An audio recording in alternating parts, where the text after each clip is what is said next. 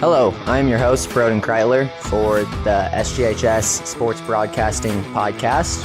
We are brought to you by Down to the Wire, and we are here with two St. Genevieve girls golf team members, if you want to introduce yourself. I'm Eleanor McClin. I'm a senior this year. And I'm Winley Weiner, and I'm also a senior. So we're going to be asking them some questions today, kind of how the season's going, maybe some personal questions, and obviously golf questions. And we're going to get right into it here in a little bit. First, I'm going to go over kind of some updates on the sports here at SGHS recently. Football going 3-0, winning versus Kennett last Friday. And volleyball losing to Valley last night, 5 sets. So we'll see how they do in the future. And I guess we'll get into it. What are your plans after high school? Right now, I'm pretty set on going to Missouri State University. It's where my mom went, where my sister went, so kind of a good area. I'm not super set on a major yet, but I don't think I'll be playing golf. It's a super fun thing to do right now, though. Yeah, kind of you'd like to do it on your own, not for school. Yeah, it just takes the pressure off. Oh, yeah, that's fun. What about you? I plan on going to Mac or some other college to hopefully go into radiology to be a radiology technician.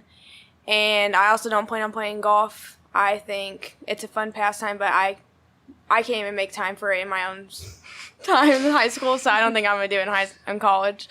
Yeah. All right, that sounds good. What are you looking for the most in your senior year? Senior year, honestly, it's nice being the oldest one in the grade. I mean, you really don't care at all what any underclassman thinks about you, so it's a little bit more free in that aspect. I feel that. I think I'm looking forward to finishing off all my sports and getting, the last high school memories, knowing this will be my last time, and just enjoying every minute with all my friends. I like that answer. How did you first get into golf, and what made you stick with it? When I first got into golf, whenever my dad started taking me when I was real little. So tiny golf set with 5 clubs in it at max. And he would just take me occasionally. Not all the time, but he just made it fun. It was just a relaxing thing, and I think that's why I stuck with it. It's just a relaxed environment. Yeah, I definitely have some memories of going when I was real little. Definitely didn't really do anything, but it was peaceful. Mm-hmm. I just started it because my grandpa had always played, and he kind of talked me into doing it, and I just knew I always liked Mrs. McDaniel when I was in middle school, and I thought it would just be a fun, positive environment to be around, and I just want another sport to add to my list, I guess. So speaking of that, how many sports do you play?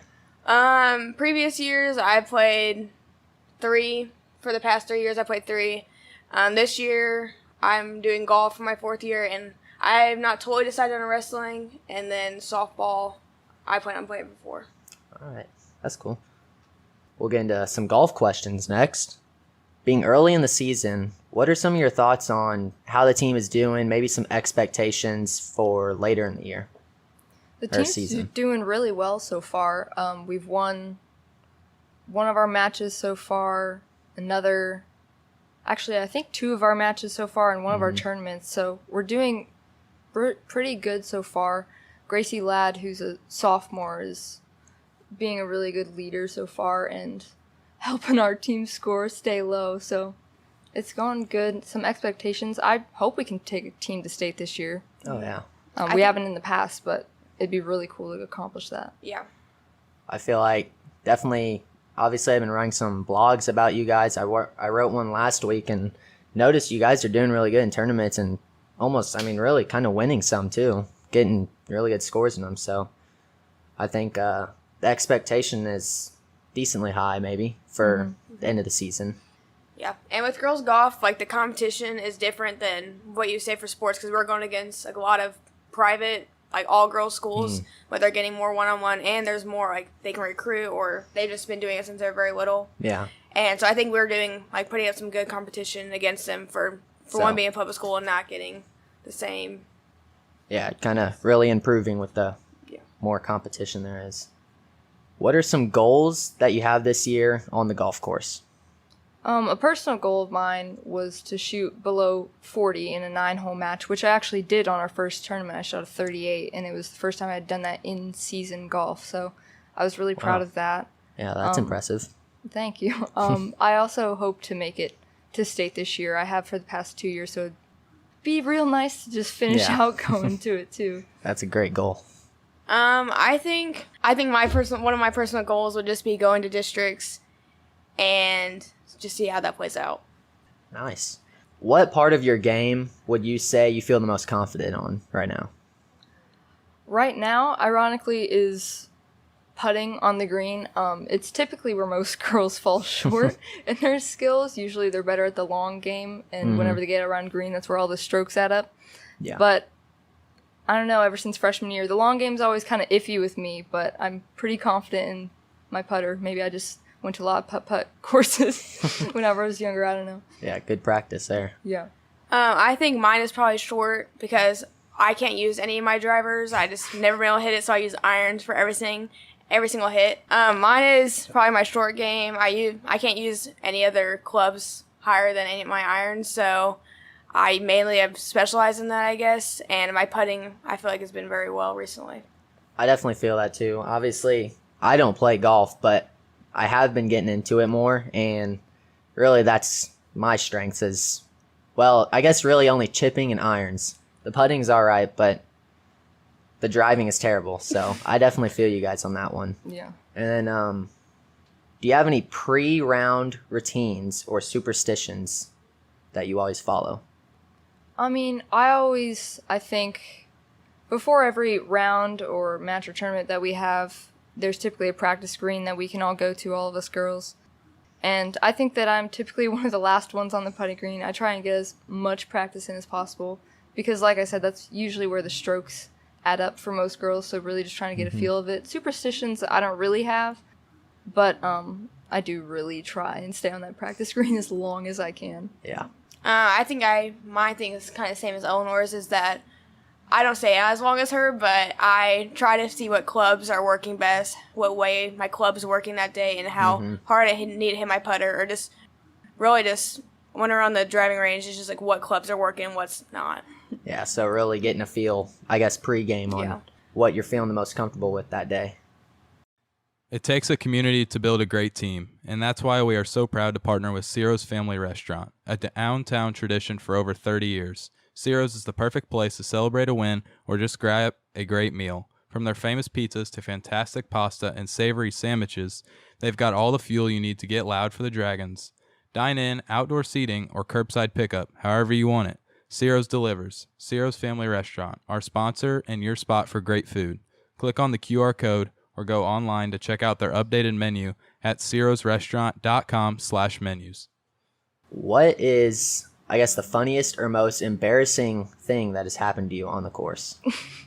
Well, I don't know if I've had anything too embarrassing happen to me, but our coach, Mrs. McDaniel, she has probably one of the worst sock tans you will ever see on a person. I think I called her Michael Jackson the other day because it was literally 2 different skin tones. Oh my gosh. That's bad. Yeah, the other day at practice, or actually it was after a round, we all kind of showed our sock tans, and it was, she won by a mile. Yeah, so. her and Oh my Gracie. gosh. Her and Gracie Ladd. I guess that shows her commitment out on the golf course then, though. Yeah, So, she's out there quite a bit. What about you? Well, recently, the other day, our coach's mom actually, so yesterday we had our tournament and we had to get carded holes, and she took me and this other girl, and I'm pressing the gas because we're all squeezed into the seat, and she sees a bug flying up in the cart, and she's like, oh my god, starts swatting at it. We're going straight into a cart sign, and then last minute I'm like pulling off the gas, and she's like, oh my gosh, and flings it to the side back on the cart. So that was pretty funny. And then I feel like another ongoing, just like an inside joke we have is, in a past year, I played with I played with another school though, and and usually when you are in golf, you take a practice, if you are swinging and you line up to your ball, that's you're initiating, that you're gonna swing. Mm-hmm. Yeah. Well, she swung a miss, and she tried telling me to just make it a practice swing, and just And I'm like, no, yeah, practice swing with the stroke. So my now gosh. McDaniel just makes a big joke about that, and I guess I'm proud of that, though. That's awesome. Your story earlier reminded me. I have had something embarrassing happen to me. We were all carted out to a tournament. I don't know if it was sophomore year or beginning of junior year, but you strap your bag onto the back of the cart, and we were going, I guess, over a pretty large bump, and my bag fell off and Really? almost rolled into this creek. Oh my gosh. Luckily, it didn't get too wet, but it was pretty embarrassing. Dang, that's bad. What has Miss McDaniel been pushing towards lately to get better at maybe helping players on the team or the team? She's definitely always pushing, the short game, because it's just where a lot of our girls and everyone else struggle the most. But she really does a good job about, applying a different coaching strategy to each player, figuring out what works for them, and just trying to be either, if it's just a friend whenever you need it. She won't offer you coaching advice if you don't want it. She knows whenever you need it or not, and I really appreciate that about her. She's very good at having like days where you're just on the putting green or on the range, so like she gives you time to focus on what you want to work on, while also like giving you the one-on-one coaching time. And I think she also does just has a good way of like making a personal connection with you, and allowing, like, when she just understands you, and it's like she knows if you're having a bad day, she just already knows what to do before you even know. Oh, yeah.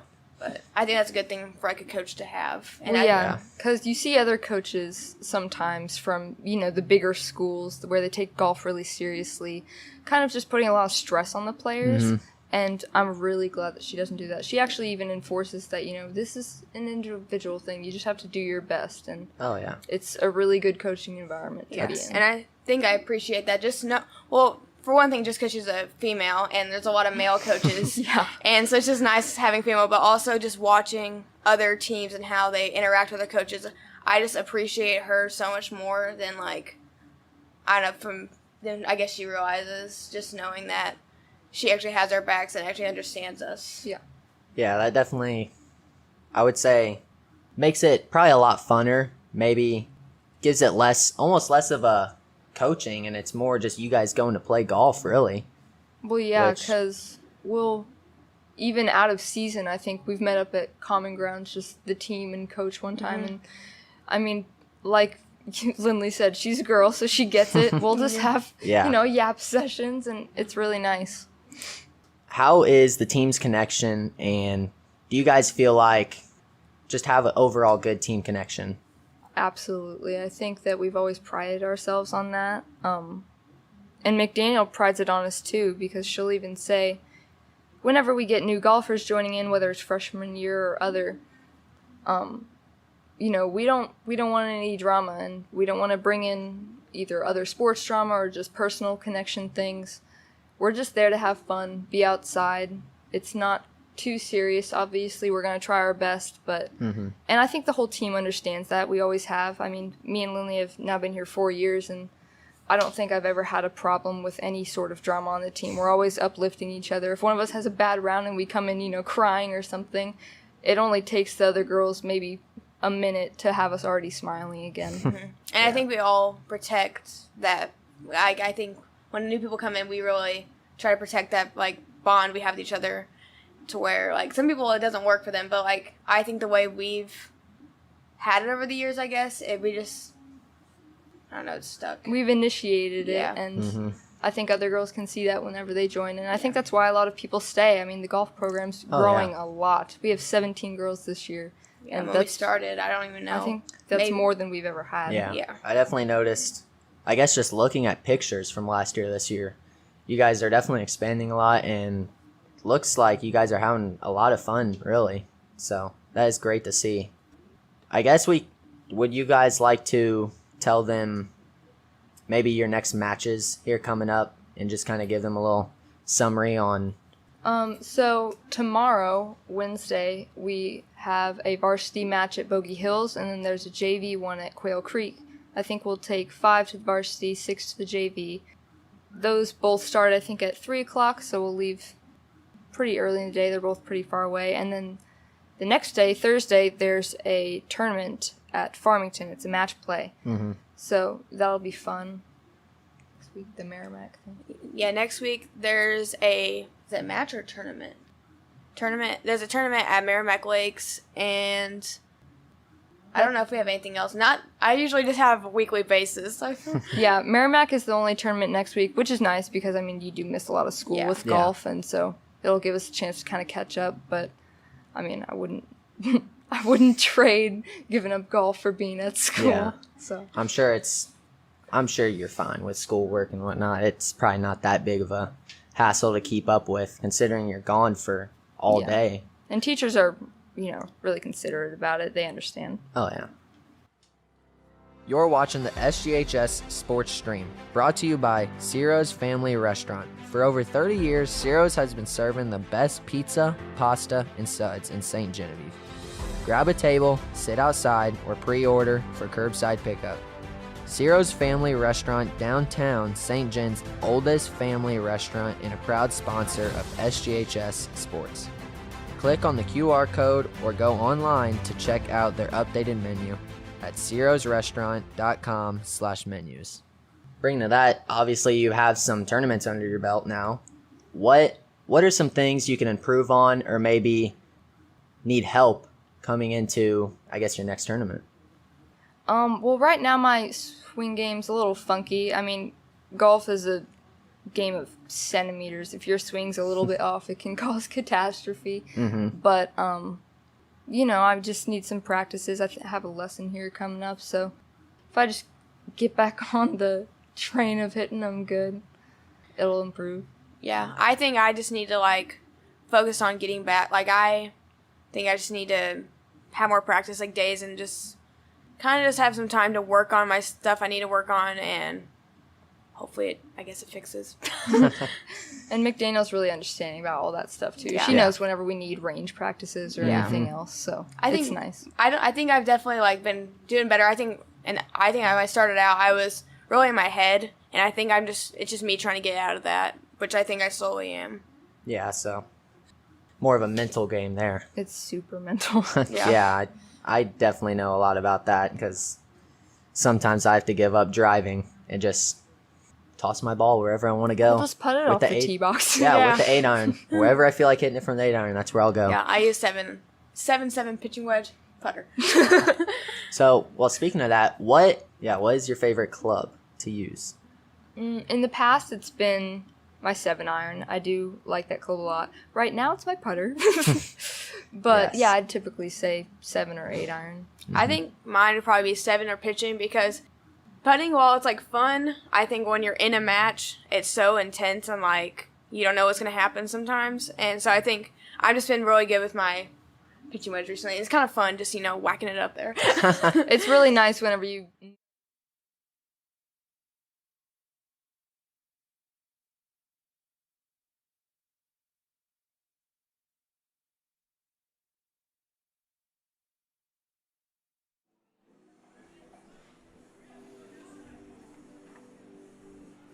All right, you're watching SGHS Sports Stream, home of the Dragons.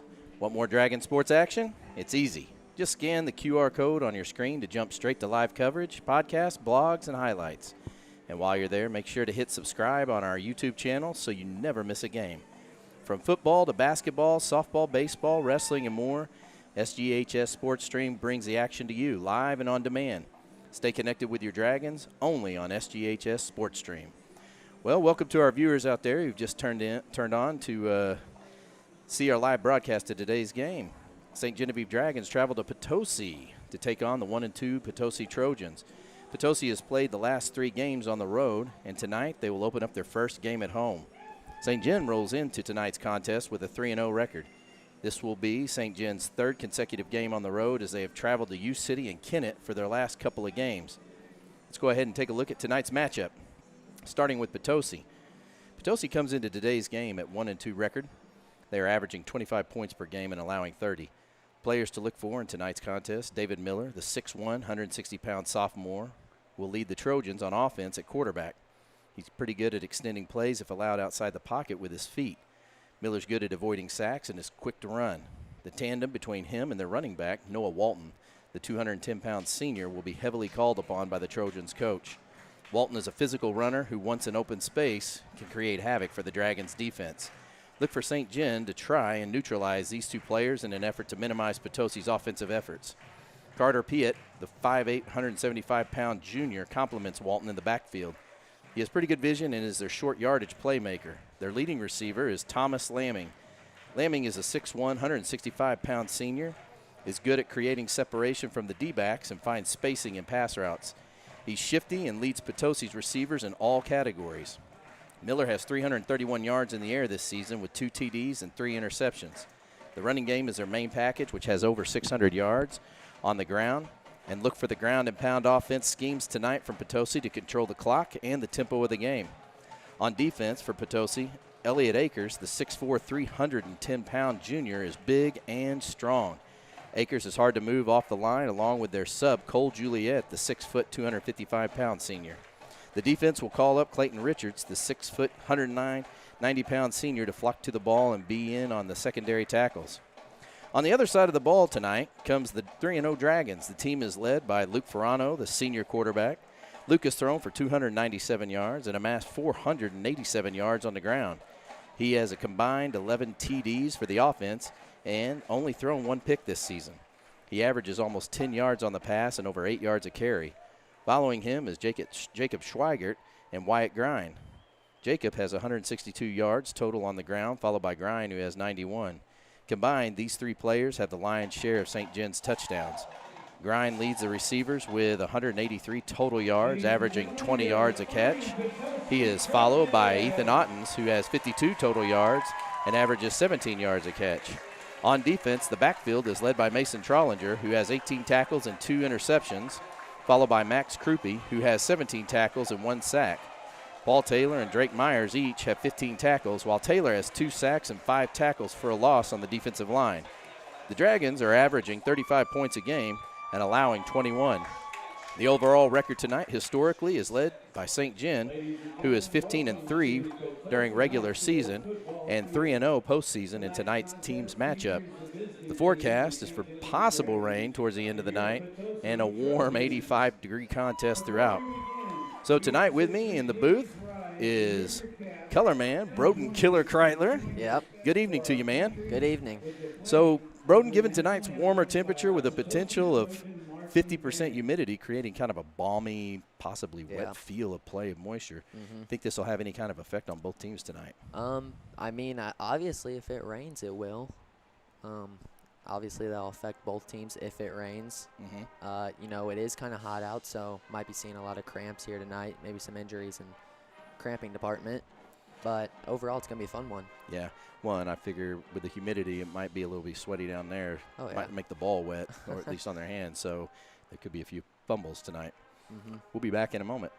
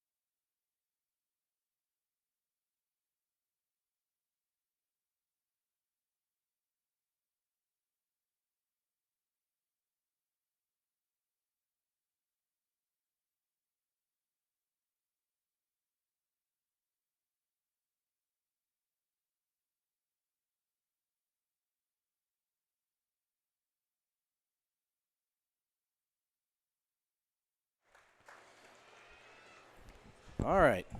Well, Broden, this will be Ste. Gen's 3rd consecutive road trip in 3 weeks. How do you think Ste. Gen will respond? And if anything, what do you look for from Ste. Gen to get things rolling coming into today's game?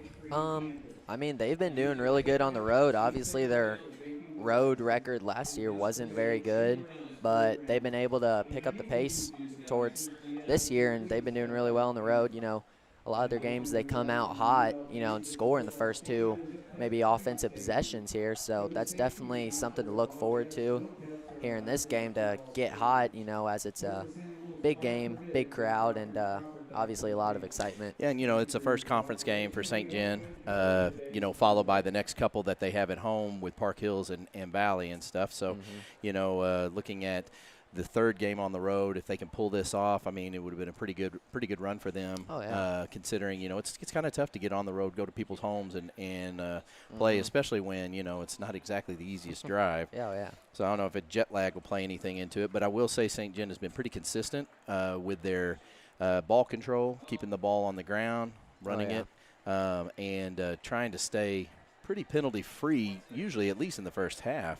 The one thing I would say on the knock on them is once they get up by a couple, they tend to kind of pull back off the throttle instead of accelerating to the next speed, and it allows the team to get back and play a pretty competitive game.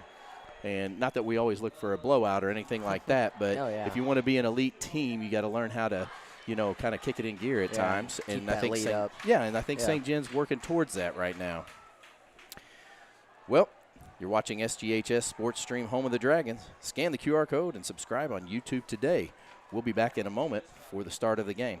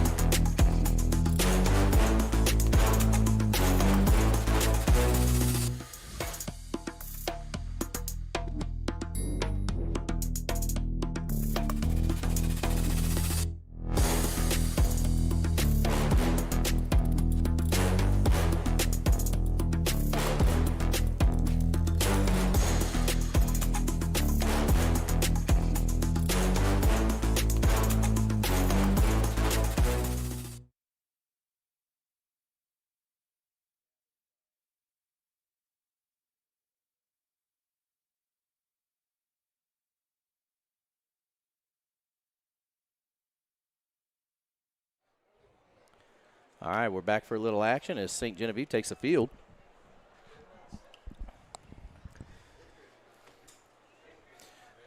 Looks like St. Gen elected to receive on the kickoff here after the coin toss. So that means Potosi will get the ball in the second half to start it. Yeah. So lately, St. Gen's been taking the ball first when they're fresh and trying to catch defense off guard and, throw a little bit at them, get a quick strike, in the first couple minutes of play. Last week when they played Kennett, they had a very controlled drive down the field until Ferrano broke one out and scored.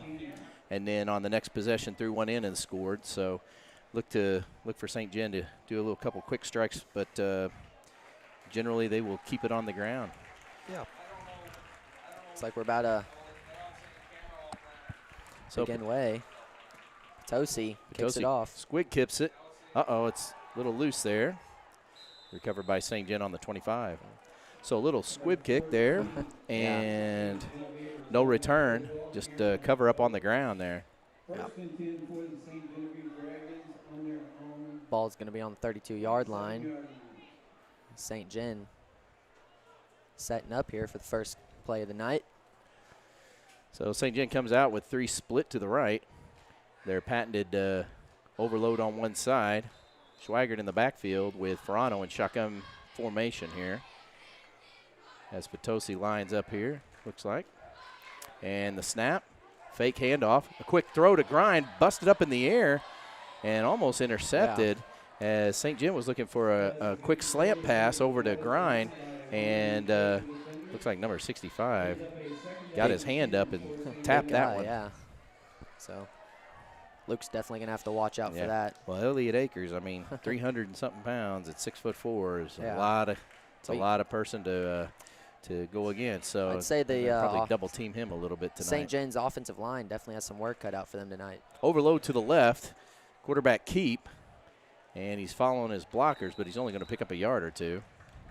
And that's going to bring up 3rd and long for St. Gen to start off the game.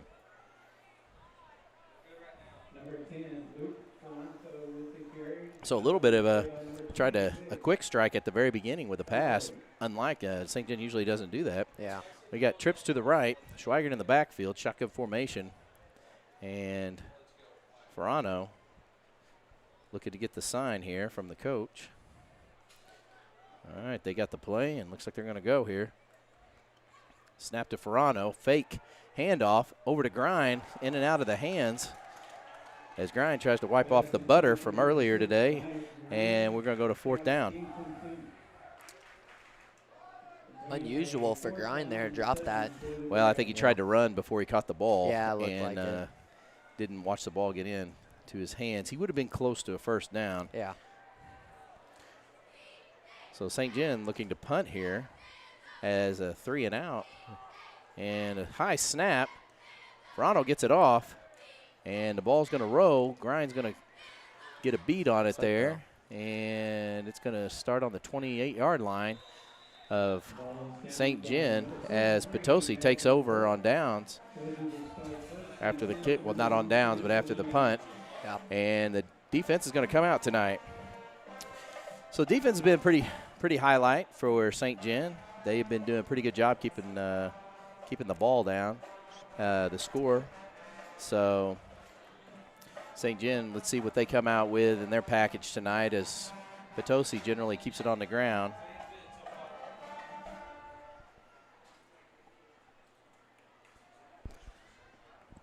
So Potosi in shotgun formation, 2-back look, handoff to number 21, and he got in the air. He's penetrated into the secondary, and that's number 21, Noah Walton. So you're going to see a tandem between Walton and Pyatt tonight. They're 2 main running backs. Walton getting the lion's share of the carries, but don't be shocked if you see the quarterback pull it out and kind of run outside. He's got quick feet. He's capable of taking it himself. Even though he's a sophomore. So shotgun formation, doubles to the side, handoff to the running back. Nothing there as Paul Taylor takes him straight down on the line of scrimmage, and that's going to bring up a 3rd and short. 3rd and 1 looks like. Yeah. So great job by Taylor penetrating in and grabbing the running back before he has a chance to make a move. And it's going to be a short 3rd and 2. Potosi lost 1 yard there on that. So ball's on the 35-yard line. Let's see what they come out with. No doubt a probably running play, but it wouldn't surprise me here if they fake and quarterback keeps it and tries to get the outside. Split receivers to the left. Shotgun formation, 2 backs in the back. The snap and a handoff back to him again, and big Paul Taylor is there again for a big tackle in the backfield, and that is going to be a loss of about 5 or 6 yards. And great job by the defense out of the gate as Paul Taylor establishing his dominance early in this game. And that's going to bring a 4th and 4 on the 33. St. Gen thinking they're going to punt here as both teams kind of get in formation. You never know in this league if that'll happen. Yeah. Taylor pretty good getting into the backfield. If he can penetrate, he's blocked a few here and there. They double team him, and they go outside, and they get the corner. And finally brought down by number 50, Sawyer Bowman, but not before the fake punt And number 21, Noah Walton, takes one for a ride. So Taylor gets doubled up, and the inside linebacker misses the angle, and it's to Potosi's advantage as they take it about 25 yards. That was a huge loss there for St. Gen, thinking they were going to get a punt, and Yeah. Potosi comes down and takes it. Well, we'll 30 see how they yards. respond here as they go quads. 2 to the left, 2 to the right, one-man backfield, snapping straight to the handoff, and he's got room to roam, and he's got one man to beat. Looks like he'll get tackled. And number 23, Colton Brace, saves a touchdown just there. So Potosi kind of finding a spark here after that fake punt. Takes it pretty far down the field, close to the end zone. Just 2 plays. So after the fake punt, they've got momentum going here as they got the ball on the 11 or 12-yard line here. Potosi knocking on the door early. Looks like they're in split formation. Another Miller handoff calls to the for running back right up the middle, number 24, and he's tackled, but not before he gets a few yards. Carter Piatt.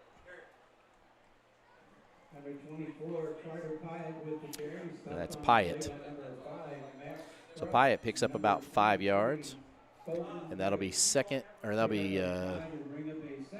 5.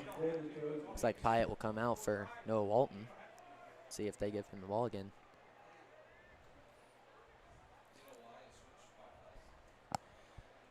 Two receivers split to the right, one to the left. One running back in the backfield.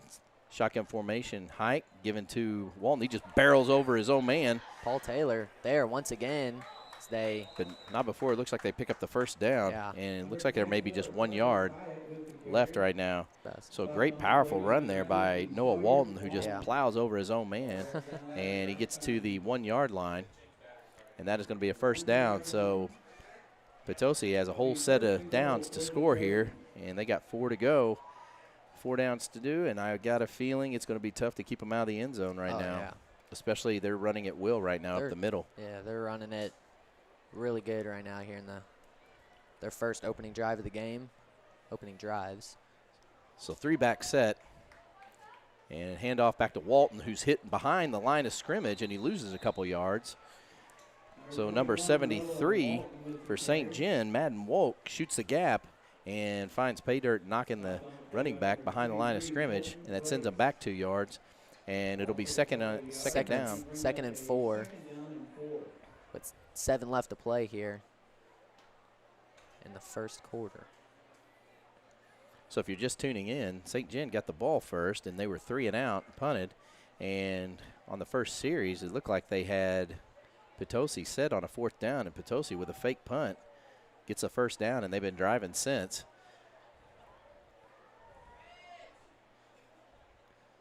Handoff to the fullback, and he's in untouched. And that'll be 6 right there for Potosi.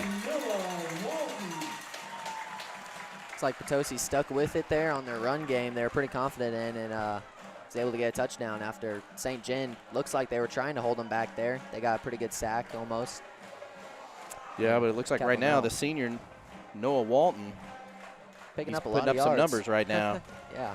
And if you're Potosi's coach, I'd keep bringing it all night long until they stop him, as he is averaging probably 5 to 6 yards a carry right now. Oh, yeah. As they line up, looks like they're going for the extra point here.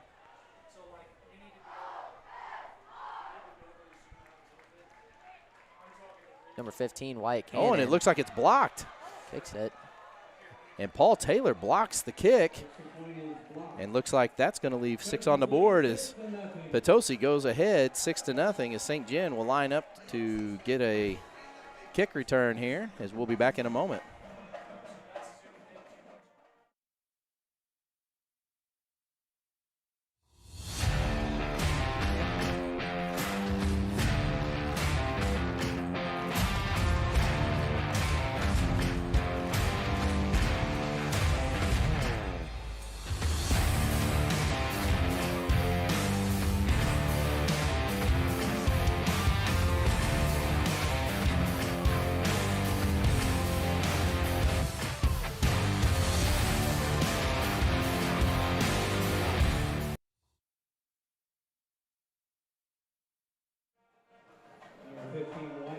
All right, so Potosi lines up to kick the ball.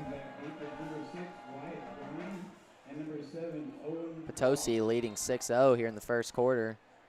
6:22 left to play. So they are looking to kick it off to St. Gen. They will. It'll be kind of a little ground ball. There to Cameron Vogt as he picks it up. Gains about 15, 20 yards there. So better return there for St. Gen as they get better placement on the field after their first. Much better than last time. It was Yeah. on the 21-yard line, and this time they are about close to the 45. St. Gen didn't get much going in the first series there with a 3-and-out. There was he threw 2 passes that just didn't. One was Wasn't out able to of connect, receiver's hands, hit him straight in the breadbasket. One probably should have been an interception. Potosi had plenty of time. Spread formation for the Dragons, and a handoff. Fake handoff, and Verano right up the middle, still on his feet, and he makes it to the 40-yard line of the Dragons, and a great start to that play for about 20 yards. That was a great handoff. I was actually looking at Schweigert where I thought he had the ball. But Yeah, and it looked like it was good, but he pulled it back and kept it, and So, wide open. So great St. Gen read wasting there. no time. They're going quickly to the line. Tight formation, and little pitch action. quick wide pitch to Grind. Grind gets about 2 or 3 yards on that. And St. Gen looks to try and pick up the tempo, not let the defense get set. They really like those pitch actions. Maybe fake it and they'll have another one come by and take the second pitch, I guess. And they were doing really good on it last game. Yeah, they Got keep lot a of couple yards. receivers outside of the tight ends and throw them into motion. They throw a little, and maybe a quick pitch here, and it is to Schweigert, who gets about a yard. That's going to bring up a 3rd down as Frano goes to the right with a quarterback keep. Little quick pitch out Like to it's gonna be Schweigert. Going to be 2 and 6 here on the Third and and 5 to go here on the 34. 3rd and 5 with 5 yard minutes line. left in the first quarter. St. Gen lines up with. Oh, and they get them to jump off sides. That's going to be a 1st down for St. Gen as they had 2 receivers on the outside to the left, shotgun formation, and he was able to get them to jump off sides, and that'll be a 1st down. And St. Gen manufacturing 1st downs any way they can get them. Oh, yeah. So 5:03 left to play. It's 1st and 10 on the 34-yard line as St. Gen's starting to drive a little of their own. Yeah, getting their way up the field here. We'll 2 see if they split can- to the left, 1 to the right. Empty backfield with Frano, who is in shotgun formation. And Grind goes in motion. He gets the ball, is hit, but not before he picks up about 3 yards. So positive pickup there for Grind on the quick handoff. And St. Gen continues to move the ball slowly but surely. And this is what we talked about before. St. Gen gets really methodical. They'll go 3, sometimes 4, 4 on a series, and then get a 1st down and run the clock, control. Oh, yeah. Frano in shotgun with Schweigert in the backfield. He looks to throw to Schweigert. He catches the ball and is still running. He's got an open spot, and there's going to be a flag on that play, and I got a feeling it might be holding against St. Gen. Pretty nifty play. Great blocking downfield, but that call may be on Owen Roth, or no, maybe on Ottens. Maybe, one of the blockers. Yeah. And it is holding on St. Gen, and that negates that play.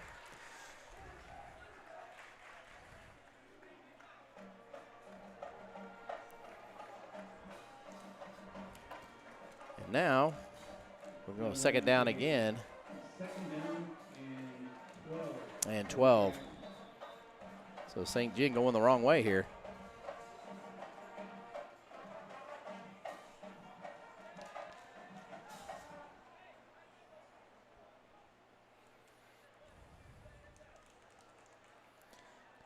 And there's the hike, fake. Frano keeps it. He's hit at the line of scrimmage and goes nowhere. And that's going to bring up a long 3rd down, 3rd and 12.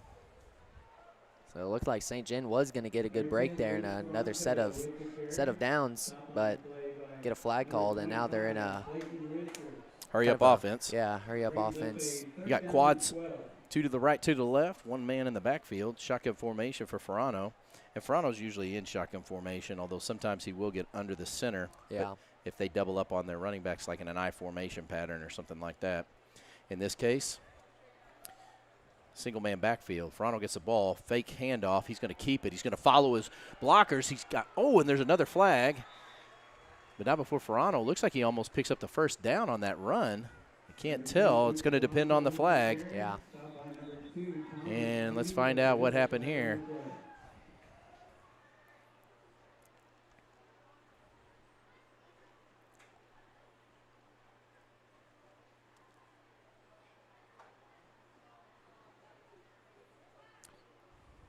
Well, I'm not quite sure what that sign is. Yeah, I don't know.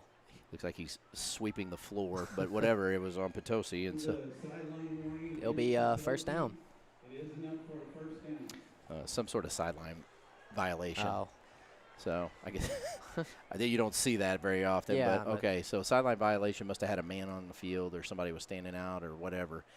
And with that being said, St. Gen picks up the first down with 3:02 left to play. 1st and 10. Single man backfield. And Schweiger gets a ball. He has a hole, and he picks up about 5 yards on that play.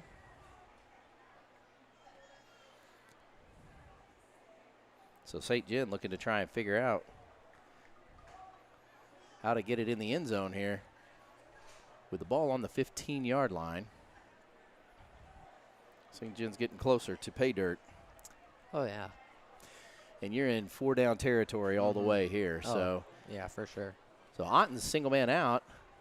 Verano keeps the ball, tries to cut outside. He is pursued hard and hit by many Potosi football players, and that's going to take him down in a loss of down. What was 2nd and 2 turns into probably a 3rd and a little bit longer, 3rd and 8. So ball's on the 14-yard line now, 3rd and 8. If you're St. Gen, dial up another maybe running play here, get a couple yards, and see how close you can get to the end zone. Just try and get one in the end zone, really. They're down 6-0, so. Spread formation for St. Gen, single man backfield. Fake handoff, Ferrano keeps the ball. He's going to try and cut to the outside again, and he's shoved out of bounds for a few positive gains. And Ferrano gets up, a little shaken there on that play. So if you're coach right now, do you take a shot at a little slant pattern here? You spread them out and throw it inside and try and hit a man on the run? It's 4 and 3 to go, so I don't know. You potentially maybe try and run it and get that first down, or just go for it, really, and try and get the touchdown. Well, ball's on the 8-yard line. Looks like he's bringing him into a tight formation. So it looks like he may try to push here. Overload to the right. Single man backfield. Well, Schweigert's in the backfield with Ferrano. Ferrano shotgun formation. Motion. He hands it off to Schweiger. Schweiger's hit at the line, and he's going to be well short of the first down, and there's going to be a change of possession here. Yep. As Miami, listen to me. God, I'm still thinking about that game last night. The Dolphins game. As the Dragons fall short here, and the Potosi Warriors will take over on downs, and that'll be a 1st and 10 for Potosi. We'll be back in a moment.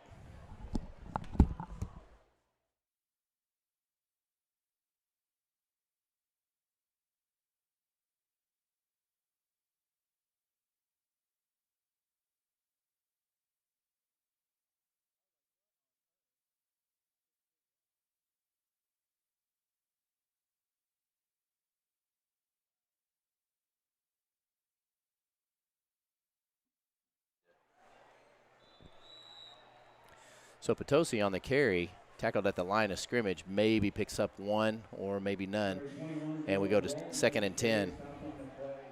So if you're just tuning in, Dragons have 2 possessions. First possession was 3 and out. Second possession, they fell short on a 4th and 3, close to their end zone, and change of possession. Potosi on their first possession on a fake punt keeps the drive alive, scores, and now this is their second possession of the night. Handoff again to the fullback, and he's tackled again at the line of scrimmage. So it looks like St. Gen making a little adjustment there on defense from last time as they're clogging the middle a little better. And that'll bring up a 3rd and 11. So if you're Potosi, what do you do here? I mean, I don't even know. Obviously, they have really good running backs, but do you want to run it? Do you want to pass it? I don't. Well, right now, Potosi has not attempted a pass. Yeah. Everything's been on the ground. So if there's a time to break one open, this could be it. And if that's so, look for the receiver there, which is Thomas Lamming, number 2. Lamming in motion. And Lamming gets the ball. It's a halfback pass. They get behind. St. Gen, there's a missed tackle by number 5, Max Krupe.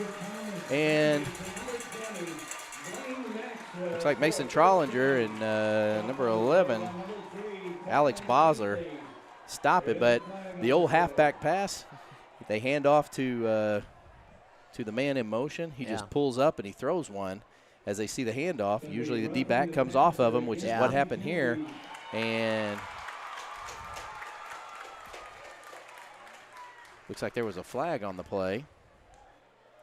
And that's going to go against St. Gen, and it's going to come back for a little bit more, as it looks like it might have been a personal foul.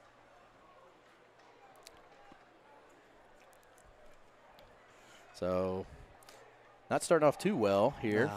No. St. Gen in the first quarter of play. There's only 9 seconds left in the first quarter, and it's been a fast one as this ball has been on the ground almost every play for both teams. Oh, yeah. The officials talking it over here. I don't know if they're talking about ball placement here or maybe the flag that was thrown potentially. Well, it was in the. I guess they addressed it already. Yeah. Well, the play will stand as the ball will be spotted on the 50-yard line. And it looks like they picked up the flag. So we're going to start on the 50-yard line where he was tackled. Potosi goes into a little split formation. Yep. 2 receivers on either side with their main running back in the backfield, number 21, Noah Walton. Miller, the quarterback, is going to be content to let the clock go, I think, since there's no penalty. And once they start the clock, maybe they won't call any kind of play, but we'll see. They're going to line up, and it looks like they may do it. Miller's kind of telling his team to cool down here. They're going to play one. And there's the snap. Hands off to Walton, who's hit in the backfield by number 73. Madden Wolk. Madden Wolk. Big tackle there and about a 4-yard loss to end the first quarter. So after 1 quarter of play, St. Gen down by 6 as Potosi driving down the field has the ball on the 50-yard line, lost it down, and it'll be 2nd and 14 when we come back.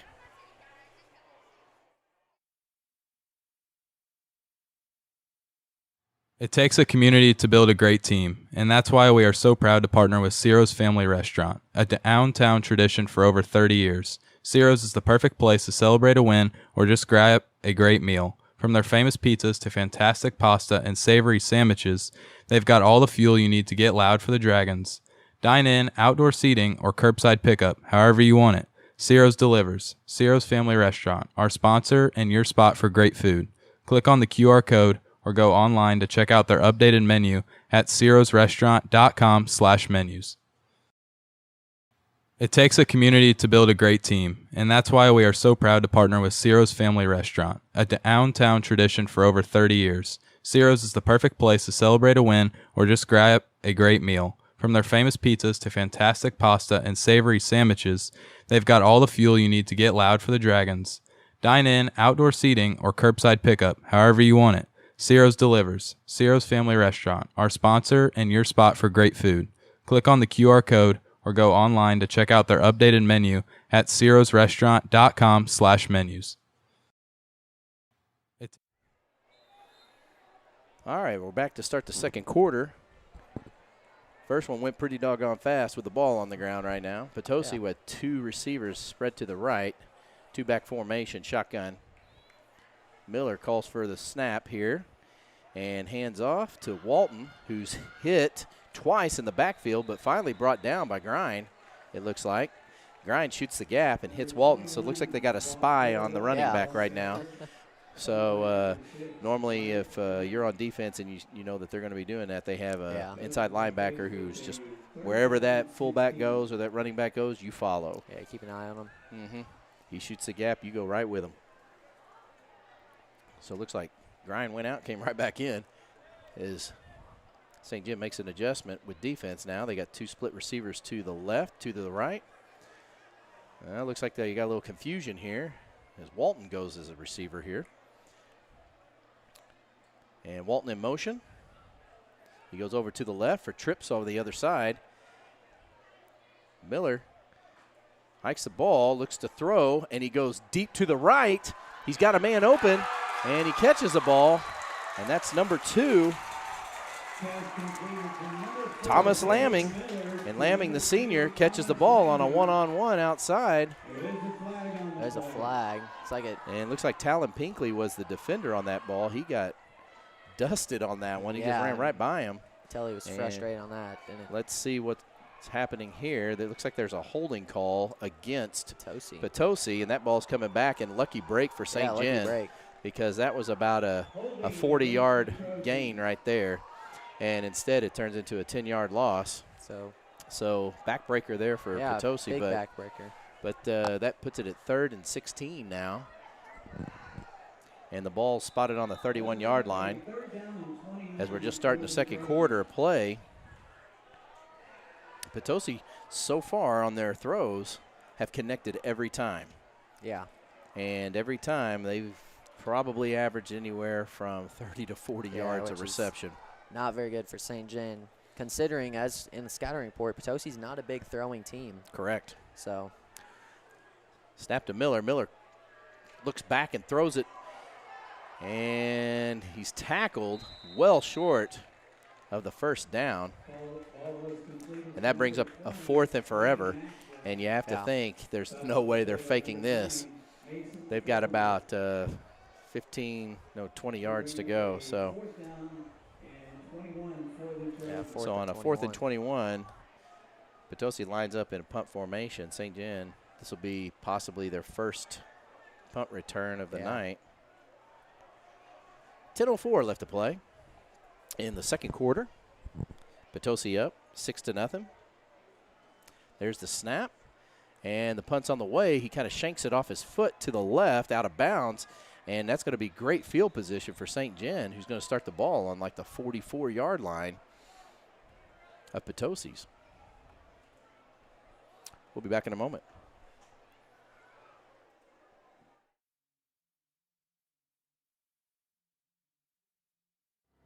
You're watching the SGHS Sports Stream, brought to you by Ciro's Family Restaurant. For over 30 years, Ciro's has been serving the best pizza, pasta, and suds in Ste. Genevieve. Grab a table, sit outside, or pre-order. Well, St. Gen wasting no time on that one.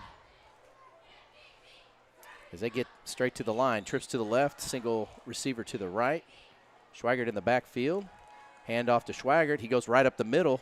He finds a little room to roam, and he gets about 7 or 8 yards. So good run by Justin. As St. Gen looking to hurry up offense right now and keep Potosi's defense guessing here. Oh, yeah. Looks like Otten split to the left, Grind to the right. Single man backfield. May have Owen Roth back there.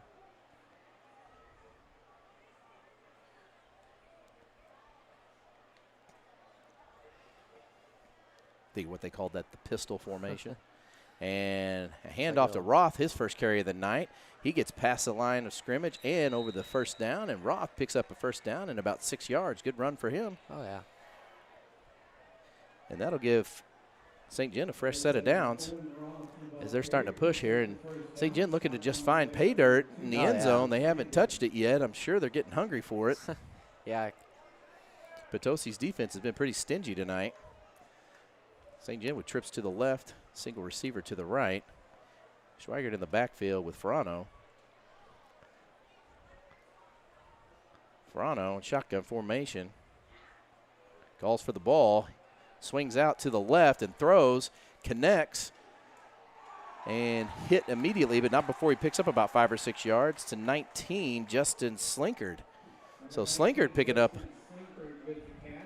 a few yards. And there's a name we haven't called out yet. Oh, yeah. You know, he's one of their guys that kind of like Ottens, who don't, not really, I guess, the main part of their offense, although as it shows there, Potosi kind of slept on him and he was able to pick up some yards. Yeah, and if you're not on the scouting report, they don't really pay much attention to you. Oh, yeah. So it's kind of a bonus. So double receivers to the right, and Slinkard out to the left. Handoff to Schweiger. look like Schweiger. Schweiger picks up about 3 yards, and he's going to be close to a first down. As St. Gen will have 3rd and short coming up. St. Gen down by 6. Second quarter of play, 7:42 as the clock continues to roll. If you're just tuning in, this has been a war on the ground, although Potosi in the air is actually dominated as they have connected 3 out of 3 times. Unfortunately for them, one of them was called back on a holding penalty. Handoff to Schweiger up the middle. He's hit immediately, and he goes nowhere. And that's going to bring up a 4th down. So it's going to be about 4th and 2. And let's see what Coach Pope dials up for the Dragons on this next down. Their last 4th and 2, 4th and 3, they gave it to Schweiger up the middle, and he got stuffed. Yeah. You almost want to put this in the hands of your quarterback here as they overload to the left.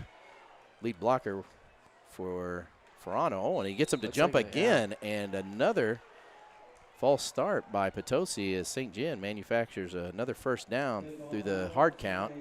And offsides on Potosi, it'll be a first, and they'll get a new set of downs. Oh, yeah. Great break there for St. Gen as they are, creeping up to the end zone.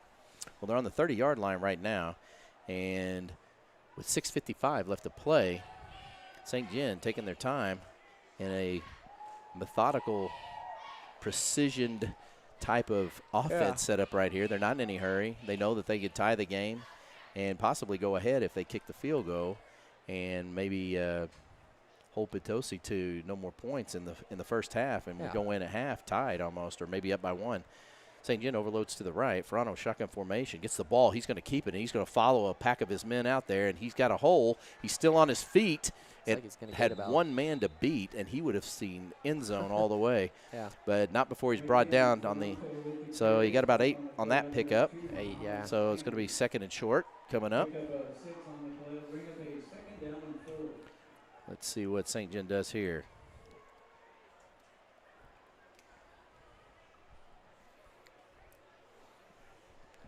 Start to cool down just a little bit.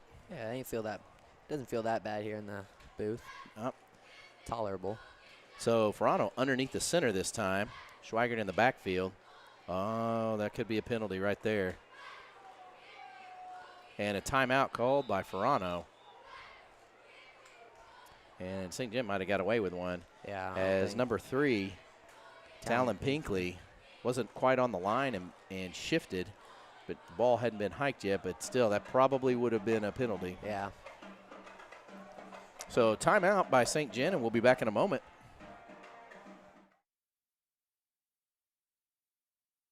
For curbside pickup. Ciro's Family Restaurant downtown, St. Gen's oldest family restaurant and a proud sponsor of SGHS Sports. Click on the QR code or go online to check out their updated menu at cirosrestaurant.com/menus.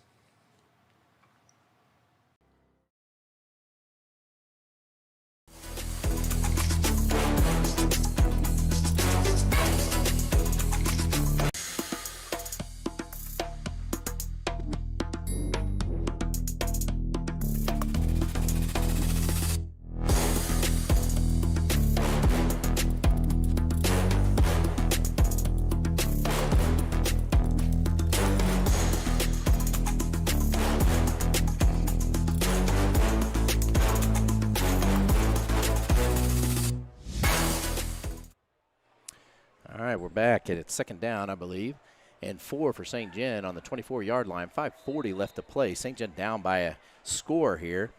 Otten's out to the left. Tight formation. Ferrano, single man in the backfield. Shotgun formation. Roth in motion, and he drops to pass. He's going to get rid of it. He's in the end zone and overshoots. Looks like Grind. So Ferrano had lots of time to throw. Yeah. He was patient. He just overshot his man. And it would have had to have been a precision pass because there was a number of Potosi defenders out there in the zone defense looking to possibly pick that off. Potosi defended that well, though. So that brings up a 3rd and 4 on the 24 as the clock stops. Tight formation. Otten's on the outside on the right. And Schweigert goes into motion. It throws back to, Grind, and he gets smoked way behind the line of scrimmage. And a huge, huge hit by number 21, Noah Walton, who's having a heck of a game tonight on looks like offense and now defense. And that's going to take St. Gen way back, and it's going to be 4th and long, maybe 4th and 10. If you're St. Gen, you're going to go for it. The question is, how are you going to go for it? I suspect a pass, but, you know, who knows? So it's 4th and 10 on the 30-yard line. St. Gen down by a TD. 5 minutes left to play as the clock goes. Tight formation here. So we're going to see what happens. Overload on the right side. Schweigert out in motion. And that's going to be a penalty. So it looks like somebody was in motion and moving, and that's going to be against St. Gen, and that's going to be a 5-yard penalty. That's going to take St. Gen back to now 4th and 15. 4th and 15. Well, you're definitely going to dial up a pass at this juncture. Oh, yeah. The question is, how are you going to get it in there? So we're going to see what St. Gen dials up here as Pope needs to dig into his book here and try and roll something out nobody's seen. Oh, yeah. So Slinkard out to the right this time. Overload to the left. He may try to dig it out on the ground with the quarterback. Schweigert in motion. And Frano lets it go into the end zone, and that should be a pass interference, but it's not. And the throw was to Ottens. Frano gets smoked in the backfield. Yeah. And a no call there on the end zone. And Pope wasn't too happy about that one. So, once again, Potosi takes over on downs. And that's 4 times tonight. They have stopped them on the 4th down. And great job by the defense for Potosi tonight. So, St. Gen kind of struggling here on offense. Just trying to be consistent with, I guess, really anything, pass play and run play. Absolutely. Just trying to figure out a little bit of spark or maybe rhythm here. So St. Gen defense back on the field here as Potosi goes 2 wide receivers to the left, 1 to the right, 2-man backfield, handoff to the running back, number 24. That would be Carter Pyatt. And Pyatt won't go down easy, and I think he just picked up a first down as a nice little 10-yard run for him. That'll be first down. So St. Gen just slow and easy. Yeah.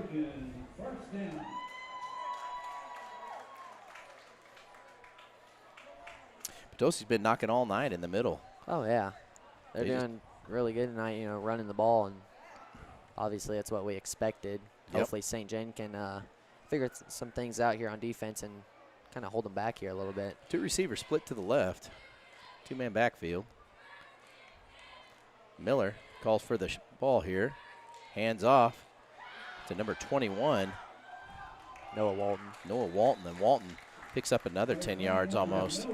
So they're having their way with him on the ground right now. First down. And that's going to be a first down, it looks like.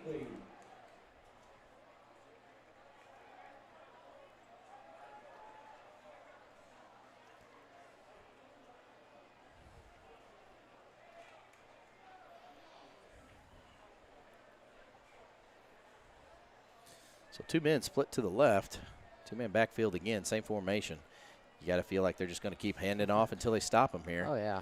Miller calls for the snap here. The sophomore hands off again to Walton. Walton hit behind the line of scrimmage, still manages to pick up 2 yards as Potosi content to keep it on the ground and pound this sucker out. Clock continues to go with 3:20 left to play. St. Gen down by 6, and Potosi driving on the ground here. Potosi with the potential to call a quick pass play, and we've seen it already tonight 3 times, and in all 3 times they've connected. Yeah, they've been doing an outstanding job on pass play, you know, getting a ton of yards on their passes here. So see what they draw up. So Potosi in their home opener. Good crowd, good fan base tonight. Oh, yeah. Both sides, really. Looks like Potosi goes to 1-man split to the right, 1-man short split, 2-man backfield, handoff, fake handoff, and he Miller tucks it and goes outside, but he's pursued and he's hit hard, and he just throws the ball out of bounds. Should be a And that should be, I don't even know if penalty. that was a forward pass or not. Yeah. That should be intentional grounding. And Pope is calling for it. And finally, the flag goes up on the line judge. And we're going to find out what this call is. And looks like it's a warning against really? St. Gen for coming out of the box. And so let's see what happens here. Oh, nope, it's going to be an intentional grounding call. There we go. Yeah. And this ball's coming back and a loss of down here. So great job by St. Gen. Yeah. Good Kinda pursuit on the quarterback. And you could see what he was trying to do. Yeah. But you have to have somebody in the vicinity, and You he know, just threw it, just turned around and just threw it to the Yeah, side. it would have been a smart play if there was somebody there. But So it looks like a water timeout, and we're going to take a timeout. We'll be back in a moment.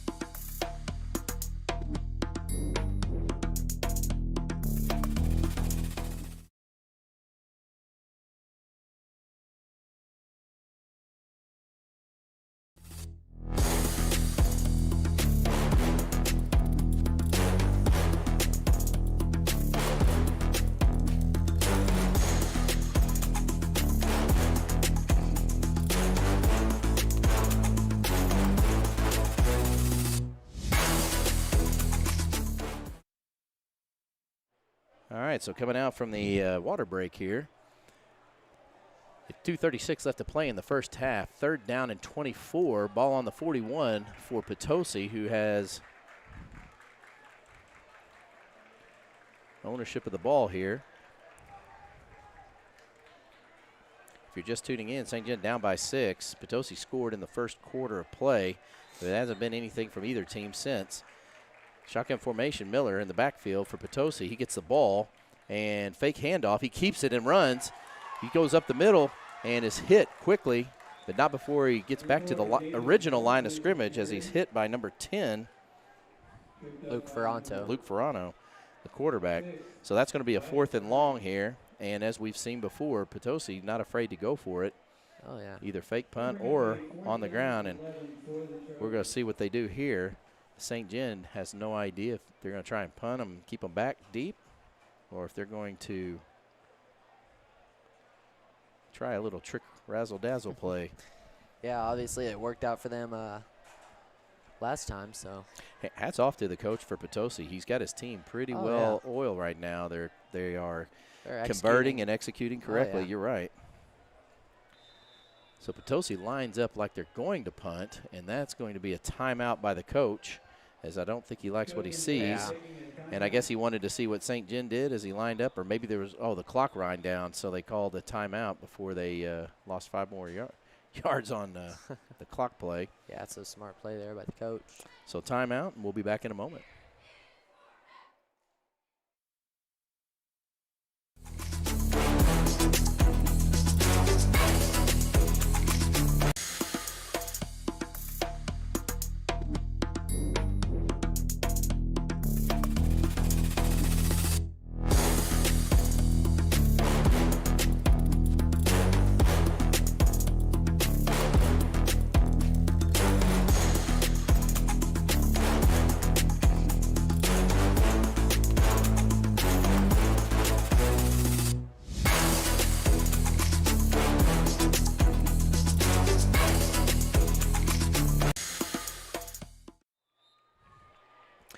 All right, so we're going to pick up again. It's 4th and 10. Potosi in a punt situation here. Minute 43, high snap. He does get it off. Good kick. And it's going to be muffed and recovered by Potosi. Oh, my gosh, what a mistake. Yeah. And number 5, Max Kruppe, Ball hits Fumbles. way in front Yeah, of him, fumbles comes it. to him, and then he just decides to try and catch it. He probably would have been better off letting it roll. I thought he was. I thought that's what his plan was, and then he wanted to take it. So crucial mistake by Max Krupe is going to cause a change of possession again. Ball's going to be And at the looks 11-yard like line. Potosi is going to take over on the 11-yard line, 1st and 10 with 1:32, and in excellent field position at this juncture, as defense has got to come up with something nasty if they want to get out of this one. Oh, yeah. So Potosi comes out of the huddle. Double Two-man Sears to the backfield. left.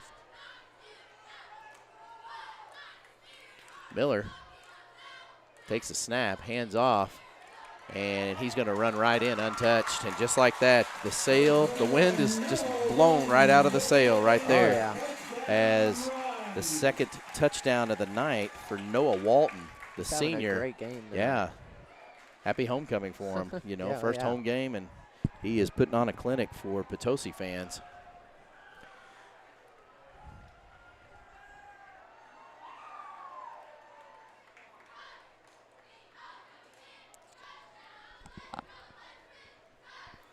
So Potosi probably going to go for a 2-point conversion here since they failed to convert on their first one on the kick. And we'll see if St. Gen can keep them out of the end zone and keep the score to 12 here. Same formation as last time. Two-man backfield. Miller calls for the snap, hands to Walton. Walton's hit at the line of scrimmage, and he's going nowhere. And St. Gen preserves the 2-point conversion. And we're going to go in with Looks like there was a flag on the play. a little extracurricular there at the end, but not before it's 1:24. Potosi scores. It's 12-0, and it's going to be a change of possession as Potosi is going to kick off to St. Gen. And we'll find out here what the penalty flag, who it's on, and who it's going to go against. Whatever it is, it'll be assessed on the kickoff.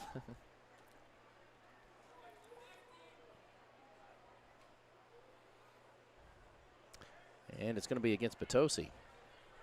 So that penalty could come back and help St. Gen. Oh, yeah. As Potosi has to kick a little deeper into their end zone and give St. Gen an opportunity to have better field position. So it looked like a personal foul there at the end.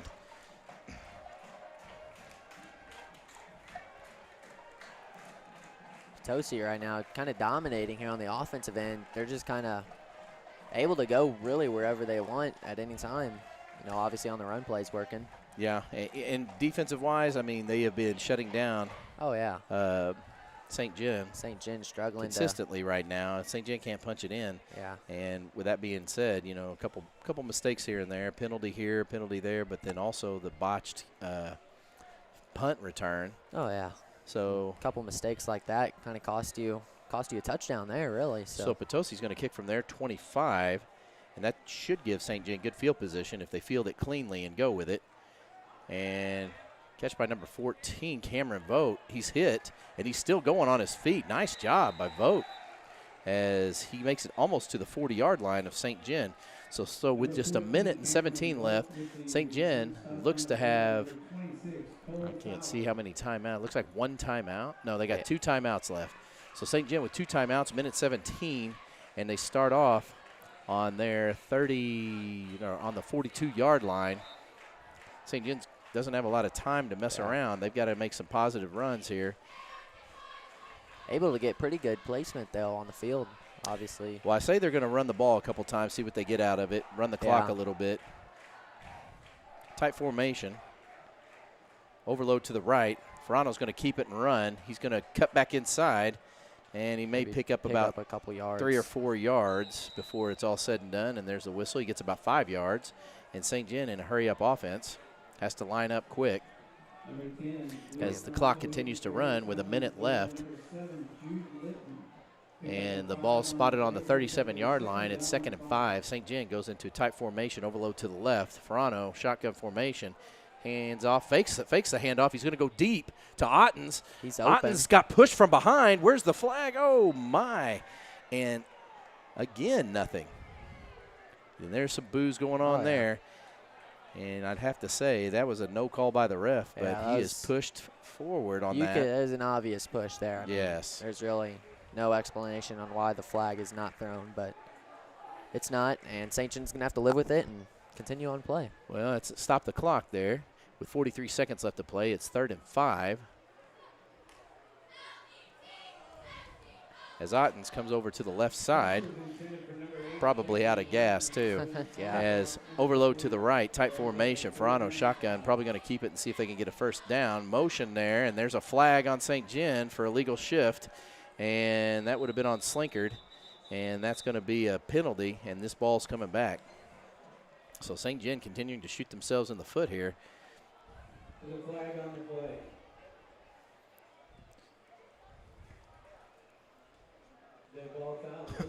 The slow but methodical call by the referee, and then we got a false start. So we got 3rd and 5 here. It's going to be 3rd and 10, and the ball is going to be spotted around the 42-yard line with 37 seconds left. St. Gen down by 12, hasn't even sniffed the end zone. Closest they came was about 2 yards out, and they were stuffed. That'll bring up a 3rd down and 10. It'd be nice of them to kind of get a taste of a touchdown here, you know, coming into the half. Well, they're looking for it with 20 seconds on the shot clock, or on the game clock, I should say. And Roth in motion. He throws it to Roth. Roth catches it, and he's hit. He stays in bounds, and that's not going to stop the clock as Roth picks up about 4 or 5 yards. Potosi, nice job on the pursuit, keeps Roth in bounds as Roth spins back to the inside, and St. Gen's going to have to burn a timeout, and that's going to leave St. Gen with 1 timeout with 26 seconds left as St. Gen is down by 2 scores. We'll be back in a moment.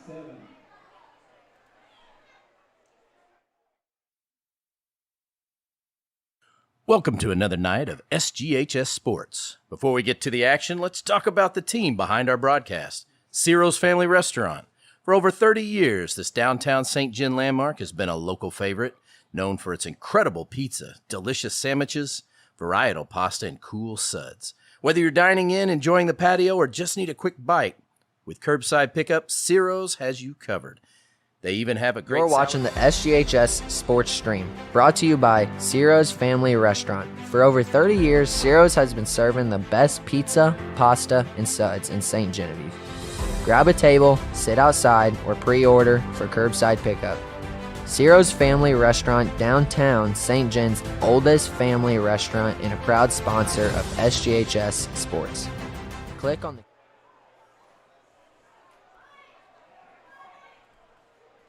All right, so we're back.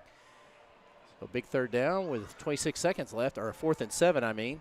And Ferrano goes to throw. He's going to be flushed out of the pocket, and he's going to be short of the first down, and it's going to be a turnover on downs as St. Gen fails to convert the 4th down here. And that leaves 17 seconds left on the board as Potosi takes over on downs.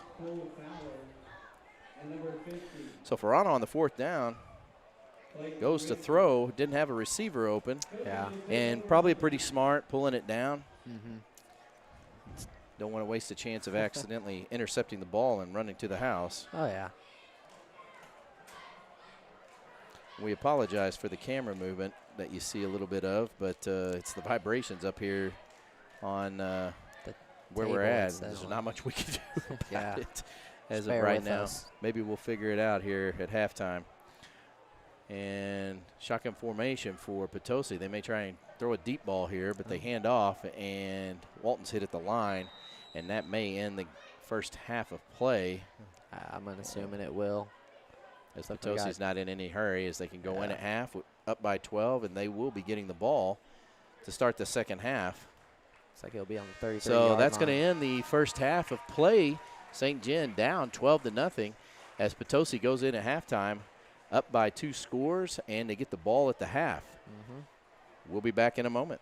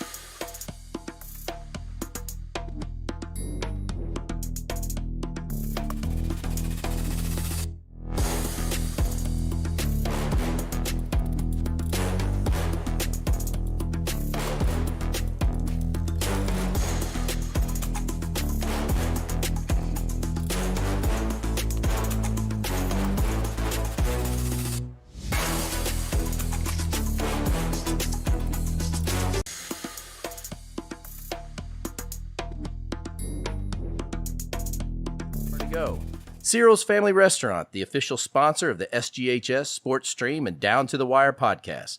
Grab a slice and let's get ready to cheer on the Dragons. Click on the QR code or go online to check out their updated menu at cirosrestaurant.com/menus.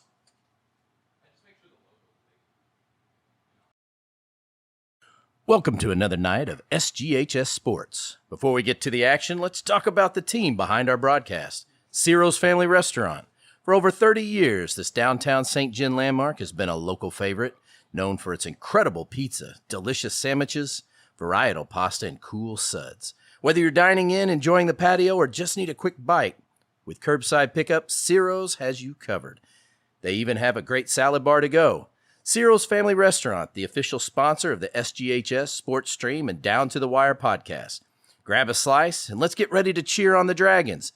Click on the QR code or go online to check out their updated menu at cirosrestaurant.com/menus.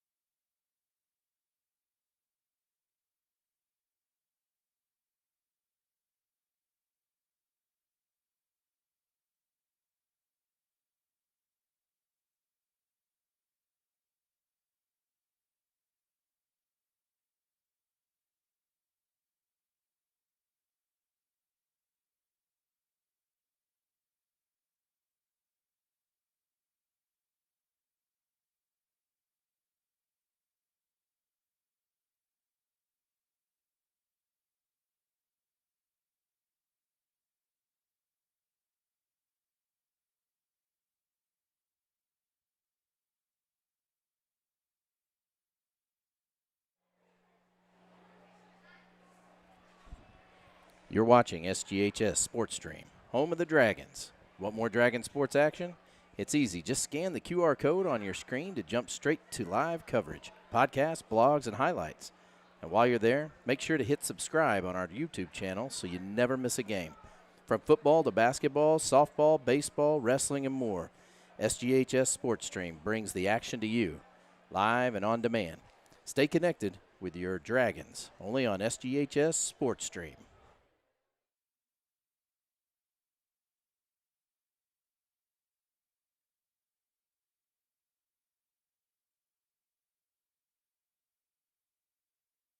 It takes a community to build a great team, and that's why we are so proud to partner with Ciro's Family Restaurant, a downtown tradition for over 30 years. Ciro's is the perfect place to celebrate a win or just grab a great meal. From their famous pizzas to fantastic pasta and savory sandwiches, they've got all the fuel you need to get loud for the Dragons. Dine in, outdoor seating, or curbside pickup, however you want it. Ciro's delivers. Ciro's Family Restaurant, our sponsor and your spot for great food. Click on the QR code or go online to check out their updated menu at cirosrestaurant.com/menus. It takes a community.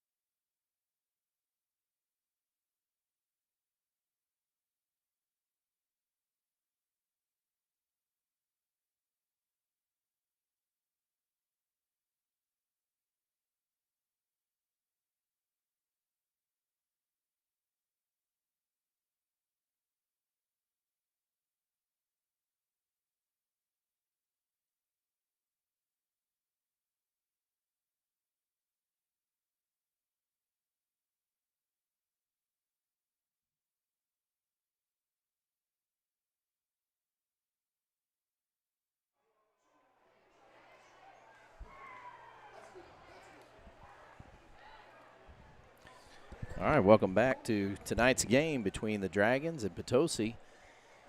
The Potosi Trojans right now are on top 12-0 as they scored both times in the first and second quarter of the first half against St. Gen, but failed to convert on their extra points. Yeah.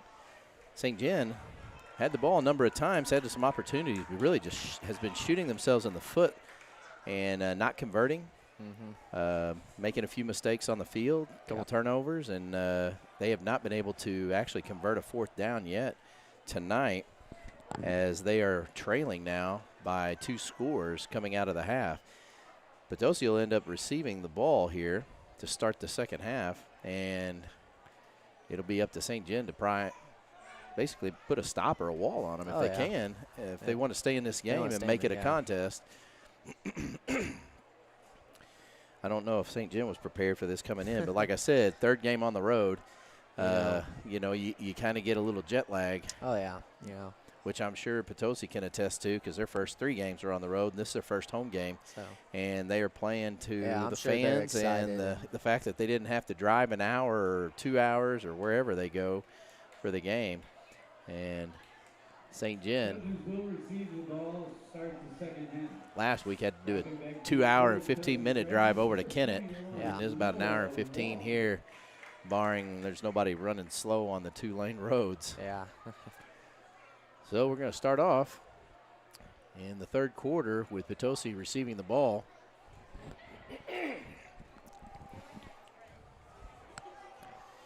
If you're just tuning in, thanks for showing up. And if you want to know more what's going on, go to SGDragons.org and click on the high school page. You'll see the streaming icon in the middle of the screen over to the right. Click on that. Now I'll take you to our page where you can see blogs, podcasts, obviously live action. You can see the esports live action. You get rosters, schedules, kind of your one-stop shop. Oh, yeah. Any updates we got, we try and give them to you. Any of the social media sites that all our coaches are on, or teams, are on there in one place for you to find. So, and if you're watching us now and you're not a subscriber, click on that button below. Give us a little love. And we kick off here to start the first half or second half, and it's out of bounds, which will be a penalty.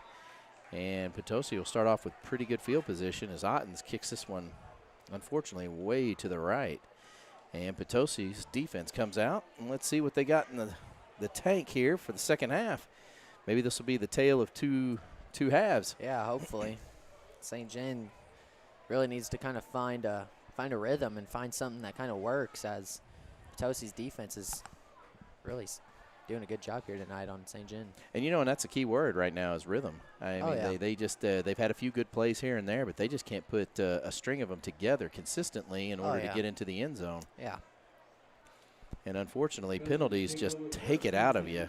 Even if you start to get into a rhythm, it just deflates you. Needs to work to clean that up here. So starting quarterback for Potosi, Miller, goes in the shotgun formation with one man in the backfield, split receivers, and looks like he hands off to a receiver in motion, number 20, and he's hit hard behind the line of scrimmage, and that would be Blaine Maxwell, the junior. So looks like Ste. Gen comes out with a nice tackle behind line of scrimmage, loss of 2 yards. Yeah. Ste. Gen looks like they come up. Maybe they make some adjustments here. Maybe Hopefully. They got their butts eaten out at, at half by the coach, try and light a fire under them. Who knows? Well, let's see what kind of adjustments they're going to make as Potosi goes 2nd and 12 on the 33-yard line, and it's 11:24 on the clock. Looks like we got 2 receivers to the left. Two-man backfield, yeah. Shotgun formation. Miller takes the ball, hands it off to the starting running back, number 21, the senior, Walton. Walton drives through and picks up a few yards here. That's going to bring up a 3rd and about 5 or 6. Walton having a heck of a night. First half was great. First half he had a really good first half. 2 touchdowns and obviously a lot of yards. And he's playing strong on defense as well. Had a huge hit on a 3rd down play for Ste. Gen when they were driving in their territory, and that really took the wind out of the sail for Ste. Gen. And a turnover on downs after that. So Potosi coming out of the huddle here, content to keep the ball on the ground so far. Split receivers over to the left. Looks like Walton Pyatt in the backfield, and a fake handoff. He rolls, and he throws it, and great job by St. Gen. Looks Justin like Schweigert. there on the defense against number 24, the intended receiver, Carter Pyatt. So out of the backfield he came, and a nice little razzle-dazzle move by the quarterback. Great coverage and defense by St. Gen there. But good pursuit by the defense there to put pressure by Paul Taylor on the quarterback to force that throw. But it was a good throw. He still hit him. Good throw. But wasn't able to bring it in. So that's a 4th and long here, or 4th and 6 on the 39. Last time they were in this, they faked the punt and went around the side. So St. Gen's going to have to be aware of this. And Potosi gets the snap, and they are going to punt it. And it's off and running to number 5. And he decides, Krupe decides to stay away from this one. After probably that nice roll last on the punt, it just wasn't getting to him soon enough. And St. Gen's going to take over on the 22-yard line, which for St. Gen, this is what they wanted, a 3-and-out to start off with. And maybe they can drive down the field and get that rhythm we've been talking about and put some points on the board and make this a closer game.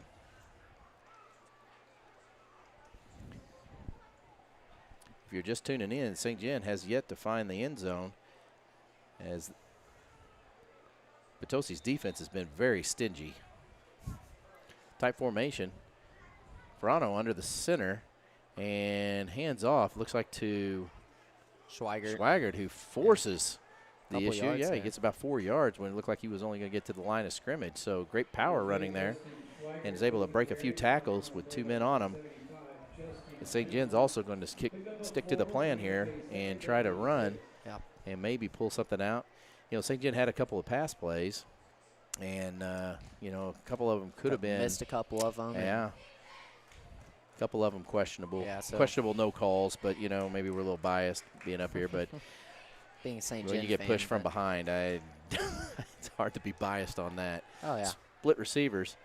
Pistol formation, and Schweigert takes the ball, and he's still on his feet, and almost makes it to the 40-yard line. That'll be a first down for St. Gen. Great power running there by the senior running back, number 2, Justin Schweigert.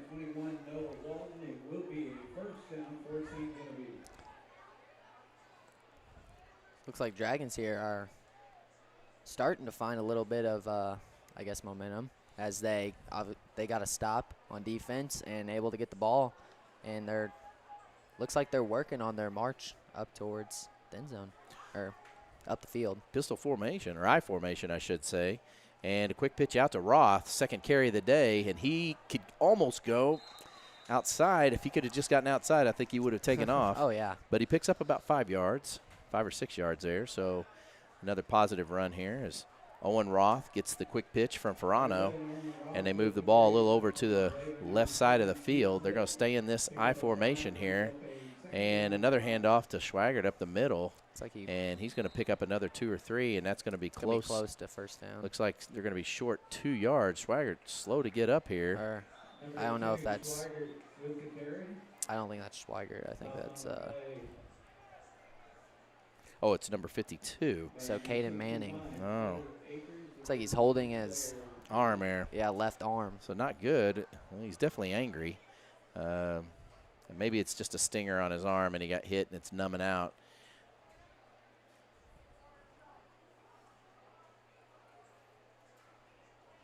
Manning, an offensive line, senior offensive line blocker.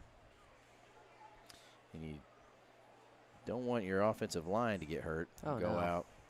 They are the bread and butter of the team, although they are the most unsung heroes. As he walked off under his own power, I think he just was pretty angry and about got hit in the arm or stepped on the arm, and it's just numbed it out. So I think he'll be back.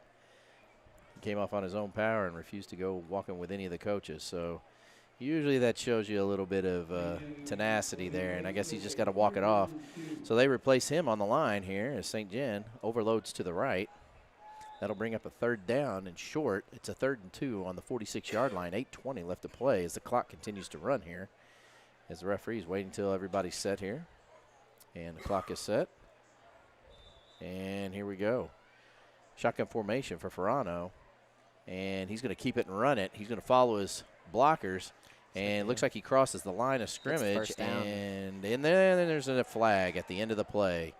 And I got a feeling it's going to be on St. Gen Yeah. as some of the Potosi players are kind of clapping. And once again, the Dragons are just shooting themselves in the foot here.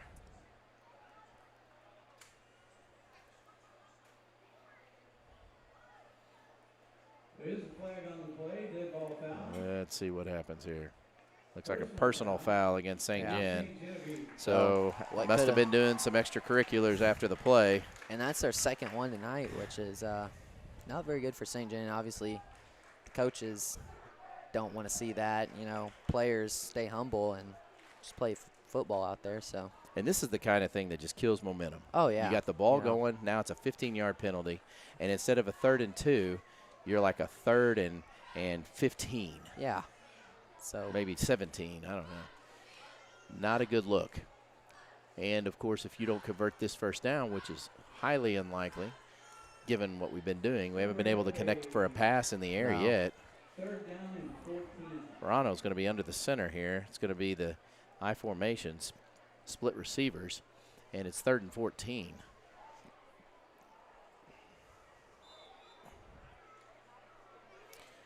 As they start the game clock, Verano under the center, takes the snap, fake handoff. Looks like he's going to throw. He's got a man open and almost intercepted as he was trying to throw it to Slinkard. He underthrew him, and probably a good thing because the inside linebacker, had a bead on that. If that ball would have been up in the air a little bit more, he would have caught it.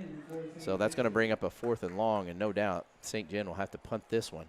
So frustrating first possession here for St. Gen out of halftime, as they were showing a little bit of spark there, and then an unsportsmanlike just set 'em penalty. back, Absolutely, right to is- the start. Absolutely, and those are mental mistakes. That's Oh, not yeah. That's not a an accidental yeah, holding or can't. or something like that, or you hit the guy and you didn't need to hit him up high or Yeah. whatever because he went down. But I mean, this is just an intentional one, and St. Gen keeps the ball and runs it, and Verano is hit, and a questionable call by the coach here.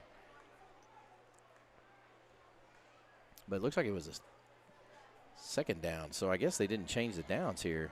Number 2, Schweiger to carry. Stopped on the play by number 75, Justin Reynolds. Well, that's That's a little confusing. yes, it is, Thought because it we're was, on 3rd, but now we're 3rd and 4. Yeah, I don't so I don't know. know how or what happened there, why the downs I don't changed know. back, because it was a 3rd with a penalty. But Yeah.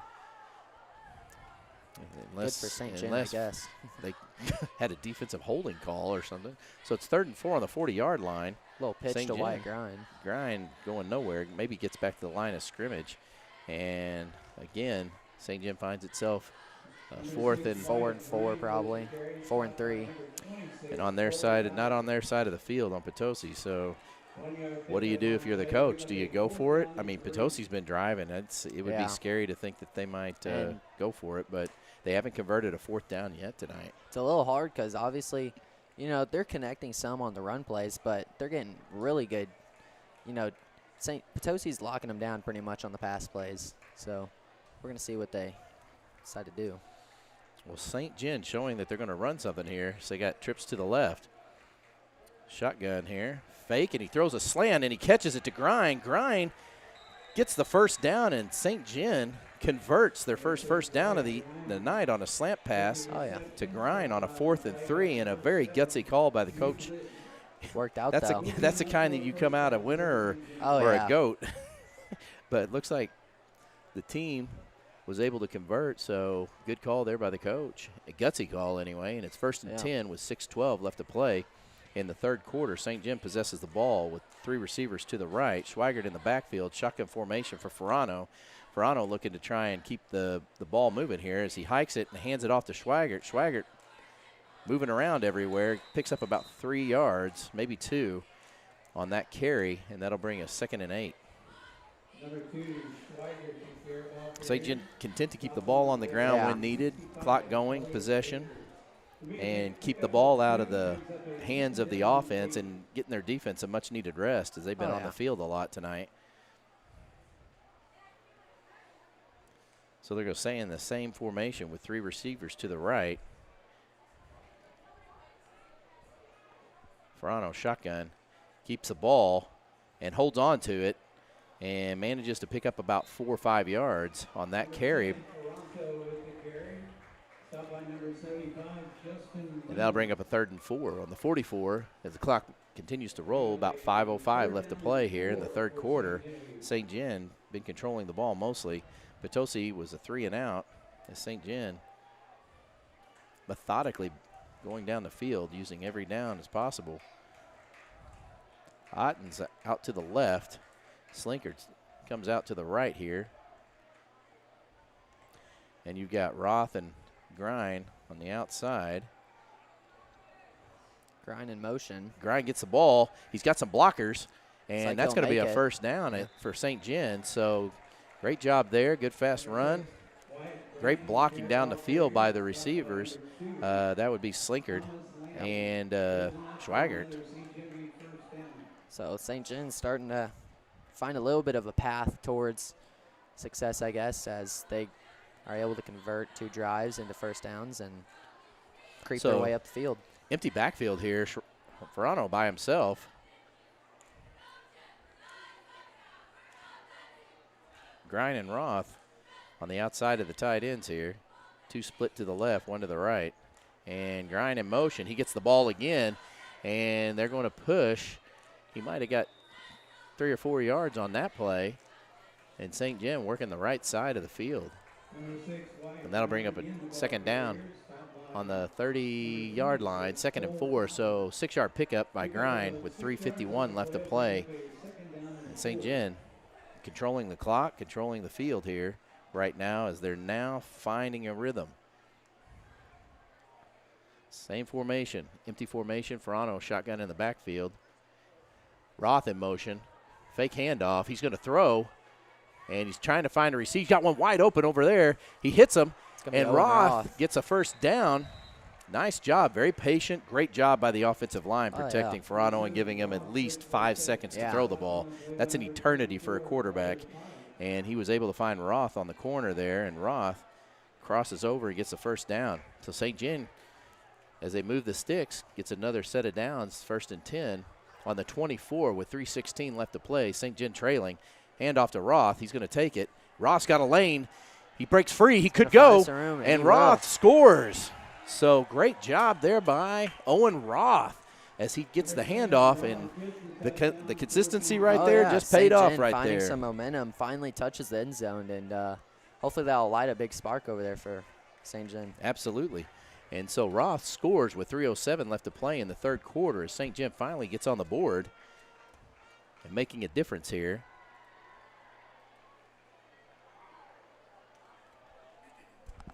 Otten sets up for a field goal attempt.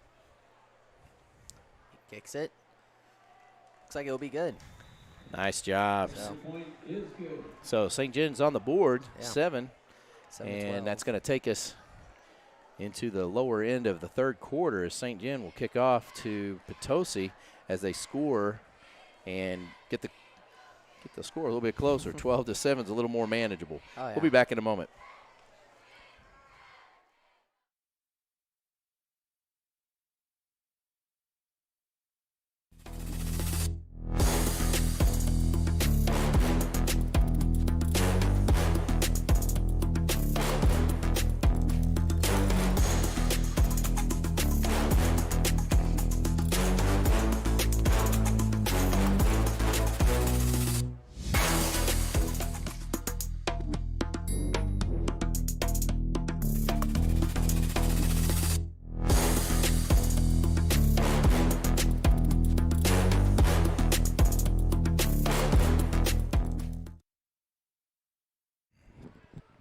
All right, we're back for kickoff here.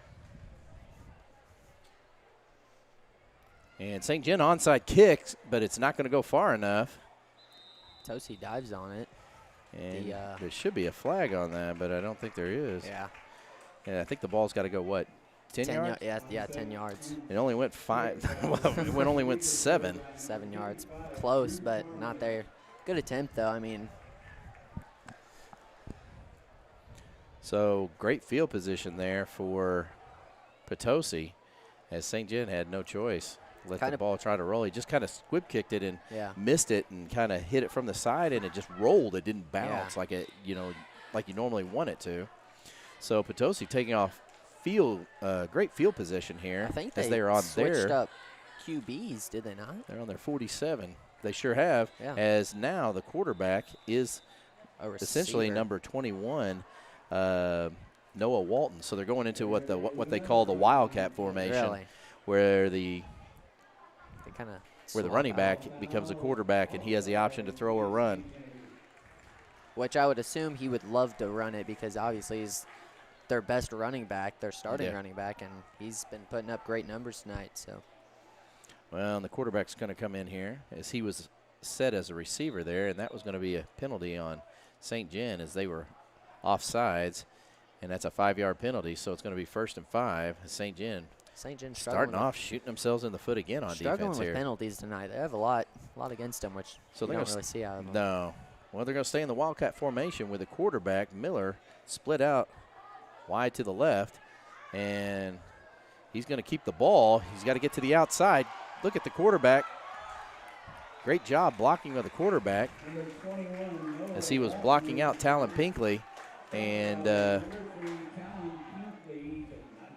got to be asking a lot for your tight end. Yeah. To try and catch up to Walton, who's pretty fast. And he just picks up about 15 yards on that carry. So Potosi takes over with 1st and 10 on the 34-yard line. They're up by 5, but they're driving really fast here as they stay in the Wildcat formation. The senior running back, Walton, is taking the snap in shotgun formation, and he hands off. Number 24, Carter. Yeah. Piat. And Piat is hit immediately for a loss of yard as they stay in the formation, it looks like. Ste. Gen looking to try and make some sort of change here, as they probably have a spy now on Walton, somebody who's going to just target the quarterback and follow him wherever he goes. So if he goes through the hole or on the outside, it's their job to kind of contain. Yeah. I don't know which one of the linebackers are going to put on him here. It was Wyatt Grind, but I don't know. I don't think he's in. So. Well, I think Justin's probably going to key on him. Well, they got the Miller back in now at shotgun formation, and Miller fakes it. He's going to throw, and he goes deep, and way too long. He overthrew the receiver, and that's going to bring up another down, as he was trying to run a slant across the field, or I should say a diagonal across the field, and he was well covered. Yeah, Ste. Gen did a good job covering there. So brings up a 3rd and 13 on the 32. We're in 4-down territory, so no matter what, they're going to go for it. Yeah. Ste. Gen's going to have to stiffen up on the next 2 downs if they want to try and flip the script here. Would be huge for Ste. Gen as they just scored, and getting a stop here. They have a lot of momentum then. Walton in the backfield. Miller shotgun. And Miller's going to throw. He's being pursued hard. And he throws it on the run, wide open. Oh, my gosh. Is number 7, Jude Litton. And a major confusion by 11, Alex Bosler. Yeah, looks like a major confusion on the defense for the Dragons as they left him wide open, as it looked like the quarterback was going to run it to the right side, and he threw it on the run. Kind of came up and was, I guess, going to go for the tackle, and then that gave Jude Miller Litton, enough room. Jude Litton, a senior receiver, wide open. All he had to do was just stand there. He had nobody anywhere near him, and it was just a catch and step over the line. So Ste. Gen finding him right back in the same boat, down by 2 scores with only a minute and 18 left in the 3rd quarter. And again, how important are these penalties? Yeah, it's just unbelievable. Ste. Gen really has a number of penalties that has been called against them, and it's definitely not helping them tonight. Miller going for a 2-point conversion, moves outside to the left, and it's caught and intercepted. Mason Trollinger. So Trollinger intercepts the extra point in the end zone, and it's no good. And so Ste. Gen has continued to keep the score close, and with that, it's 25-7 right now, as Ste. Gen trails by 2 scores as they're, again, down by 12.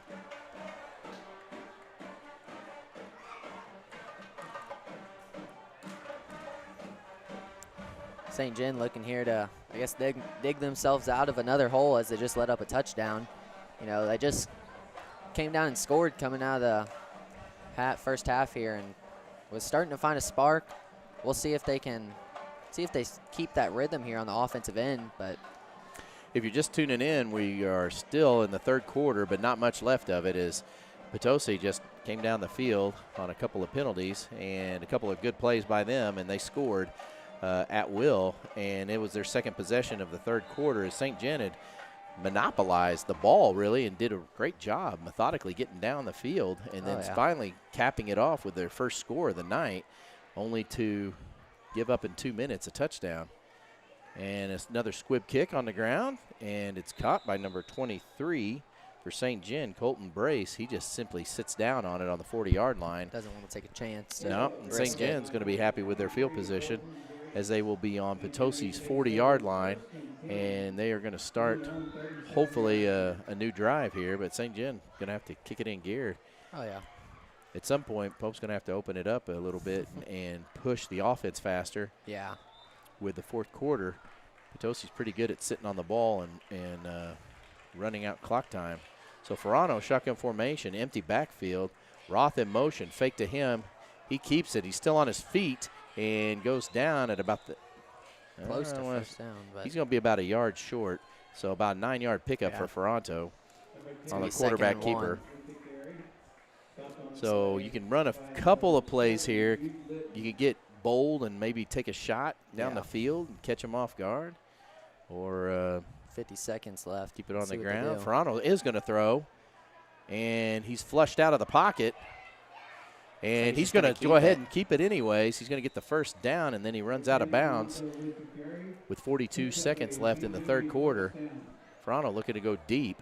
Great pickup by Paul Taylor on the pursuing defensive back, who's getting ready to probably bet a 5 or 10 yard loss.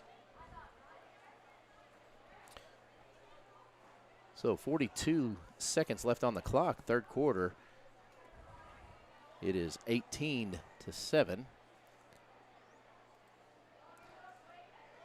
Ferranto pitches it to Grind as he finds some open room to run. Takes it about 10 yards. Looks like he'll get another first down. So Grind with a nice pickup of his own here. And I think they're short just about an inch. Yeah. It's a second and 1. 38 seconds left.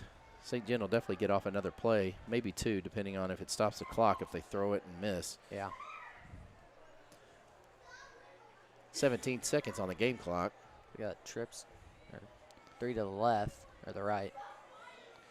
And Ferrano hands it off straight to Schwaggart. Schwaggart's got open room, and he's running in the secondary as he gets down to the 25-yard line, and that'll probably take us to the fourth quarter as a nice big running pickup there by Justin Schwaggart. They're going to try and get another play in here. With 15 seconds left, St. Gen sets up. They need to get set here, 12 seconds.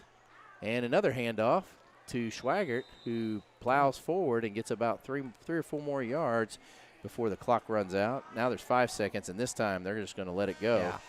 Yeah. And going into the end of the third quarter, St. Gen is trailing 18-7 against the Potosi Trojans. St. Gen's going to have to pick up the pace here in the fourth quarter and get stingier on defense and kind of limit the mistakes. Oh, yeah. You know, the penalties are really taking a toll for them right now, and they need to clean that up. We'll be back in a moment.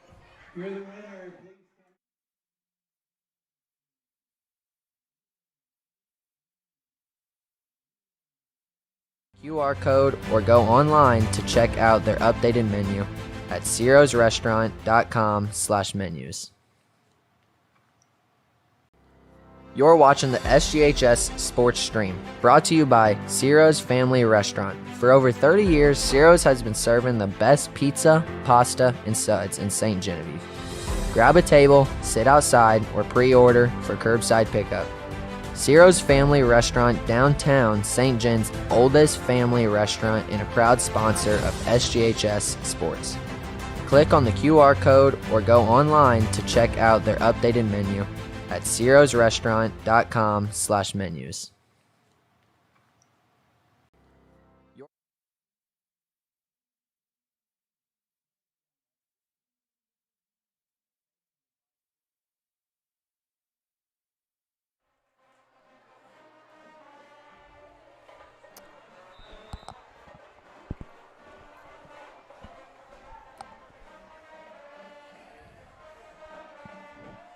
All right, we're back here at the start of the fourth quarter as St. Gen is looking to try and get another touchdown here. Verano will keep the ball and get tackled, the line of scrimmage. I don't think it gained any yards. Score is 18-7 with 11:40 to play. And St. Gen, down by 2 touchdowns, kind of really need to preserve some time, make things fast, and hopefully they can get back into the game. Well, they're just 2 scores to winning this and holding them.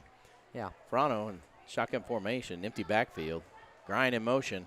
Hands off to Grind. Grind's going to follow him in, and he's got 1 man to beat. He's still on his feet and falls, to the 2-yard line. So really Grind on a there. quick handoff on the snap to Verano gets to about the second or third. Make it a first down, though. Second or So third yard line there. No, he's on the 4-yard line. So it's 1st and 4 with 11-12 left to play here. got some downs to play with here to get in the end zone. Verano empty backfield. This time it's Roth in action, and Verano keeps it and goes right in the middle, untouched, and that's a touchdown. And just like that, St. Gen is back in motion here. So as they score.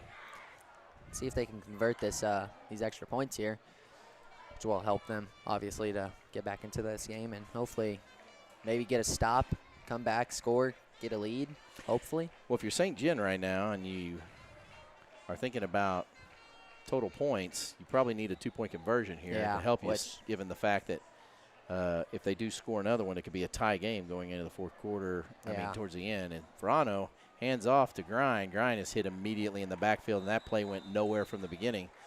And so St. Gen score is 13-8. Makes it a 1-score game as St. Gen is down by 5. So we're going to go into the fourth quarter here with 11:02 left to play. Potosi will get the ball when we come back as St. Gen trails by 5.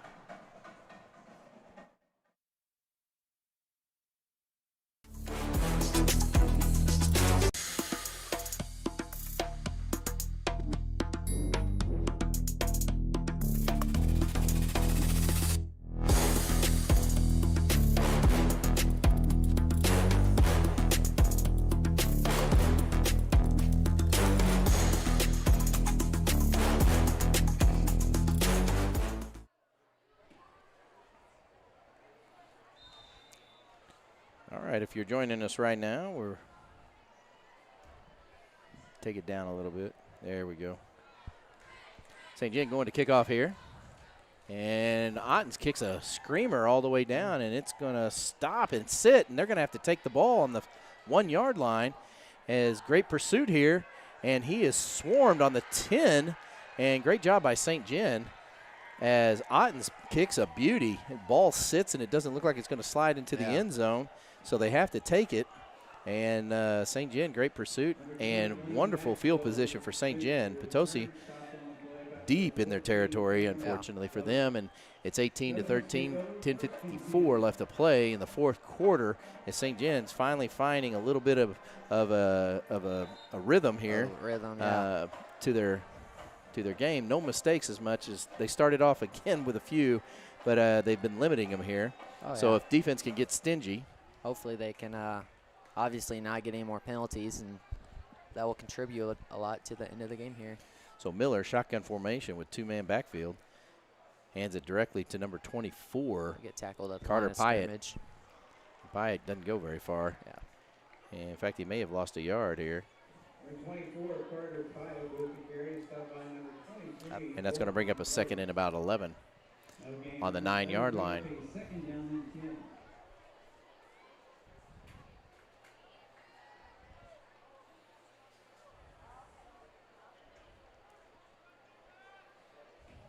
Well, St. Gen hasn't seemed to that look of panic or anything like that. They just keep playing through some of the things. Yeah, nice and calm and Miller sticking with it. Gets the ball. He looks to throw. Quick slant pass and knocked out. Nice job by Krupe, who comes up and hits him right when he's getting the ball, and it knocks it right out of his hands. I think that was going to Lamming. And that would have been I think pretty close to a first close to a down. first down, so Great job there by Krupe. Stops the clock, and that'll bring up a 3rd and long here for the Trojans. And they're going to need to get a first down, or it's definitely a kicking spot here. You don't want to give up the ball in this area. And their pass play has been working pretty well. I could see them, they might want to pass it, but they also have number 21, Noah Walton, as their running back. So he's in the potentially give it to backfield this them. time. And Miller's not afraid to throw it, and he's a pretty accurate passer. And he hands off to Lane. No, he keeps the ball and tries to go over the middle, and he overshoots his man, who was wide open as Krupe got fooled. And there was nobody back there. And if it hadn't been for the pressure that St. Gen was bringing on him, that would have been a touchdown and probably 80-yard throw. Looks as like the sophomore Miller is frustrated with his team. Yeah, I think Paul Taylor came in. Put a little pressure on him. Put a little pressure on him, and I think he hit him because he was on the ground. But and you can see the frustration from Miller there. I think his receiver didn't run the right pattern as he overshot him, even though he was pressured. It was a good throw. And they line up for the punt out of the end zone. And let's see if he takes this one. And Trollinger lets it roll. And a good kick there by Potosi as they kick it all the way to the 35-yard line. So St. Gen takes over on Potosi's 35-yard line. 4th quarter with 9:52 left to play. St. Gen trailing 18-13. On the whole tonight, what do you think, Broden? I think St. Gen a little slow to start here, in the first, as Potosi kind of getting a 12, was it? Yeah. 12-0. Yeah, 12 lead points in the there. first half, And unanswered. they were coming out pretty hot. Potosi, obviously their first home game, so that was kind of as to be expected. But St. Gen started to find their rhythm here in the late and kind of the second half. So hopefully that can contribute a lot to maybe a potential comeback. Well, and as you know, 4th quarter is where teams are made here. Oh, yeah. And Frano keeps it, tosses it out to Roth. Roth gets smothered, but he might have picked up a couple yards here on the quick pitch. Talk about 2 different types of runners that running backs that they have. You've got Justin, who he's just straight ahead, will bang into a little you. bulldozer. He invites contact. Roth is just speed. Yeah, he just wants to hit freak it. athlete. Frano, empty backfield, keeps it. He's going to hold on to it and run up the middle, and he picks up about 4 yards before he's brought down quickly, and that's going to be a 3rd and short. Yeah. St. Gen needs to keep the sticks moving here on this drive as they go no huddle, and they stay in a wide formation, empty backfield, and Frano by himself in shotgun formation has 2 options here. And there's the ball. He's going to keep it, and he goes nowhere. And that's going to bring up a 4th and 3 as he barely makes it back to the line of scrimmage.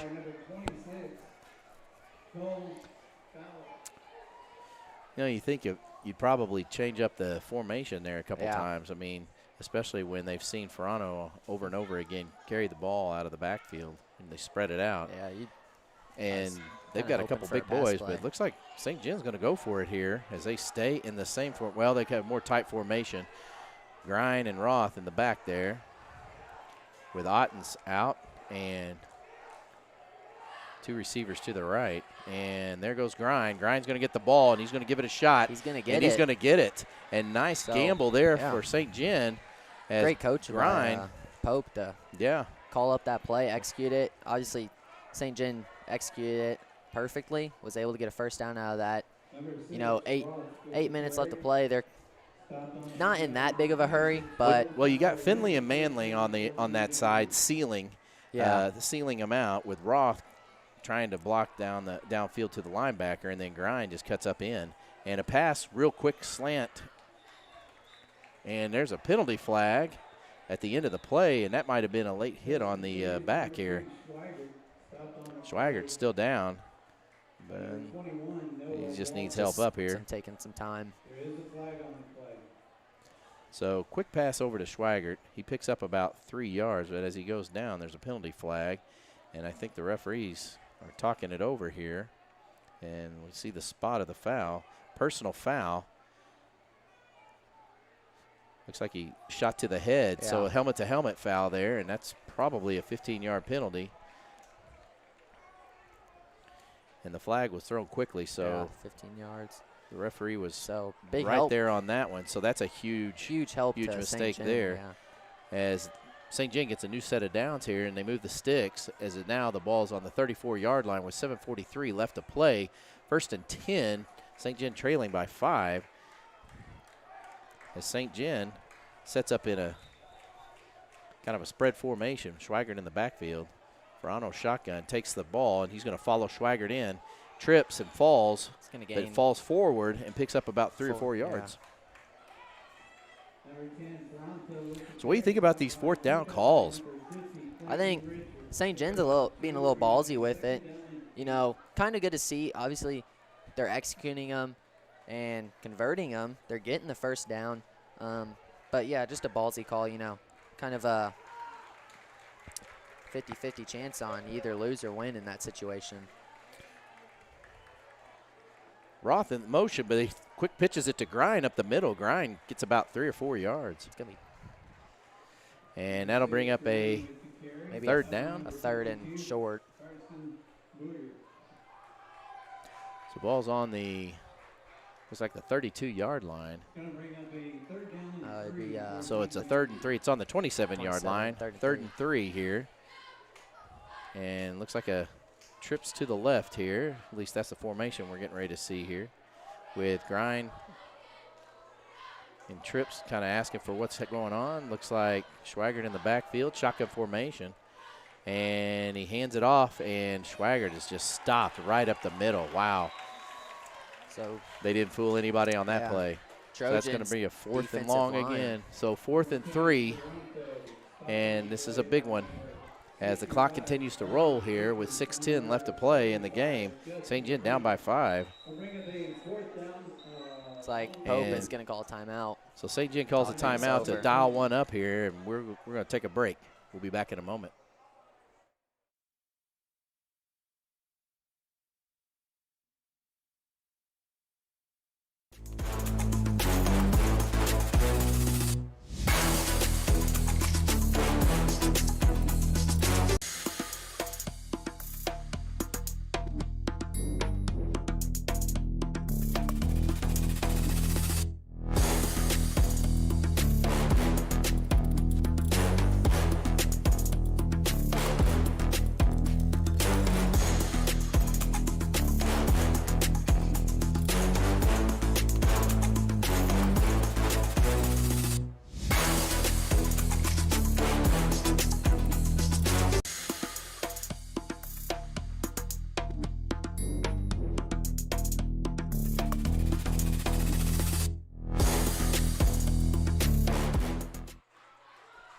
All right, we're back after the timeout. This is a big one. Let's see what Coach Pope dialed up. It's 4th and 2 on the 26-yard line, 6:05 left to play. Overload to the left, and he keeps it. And Ferrano sees pay.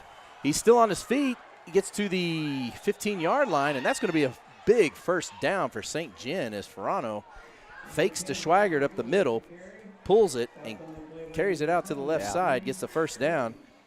Potosi As the kinda- clock continues to run here, St. Gen looking to stay in control as they are methodically moving down the field with 5:48 left to play. The clock ticks in the 4th quarter. Tight formation here. Schweigert on the left. Roth in motion. He gives it to him.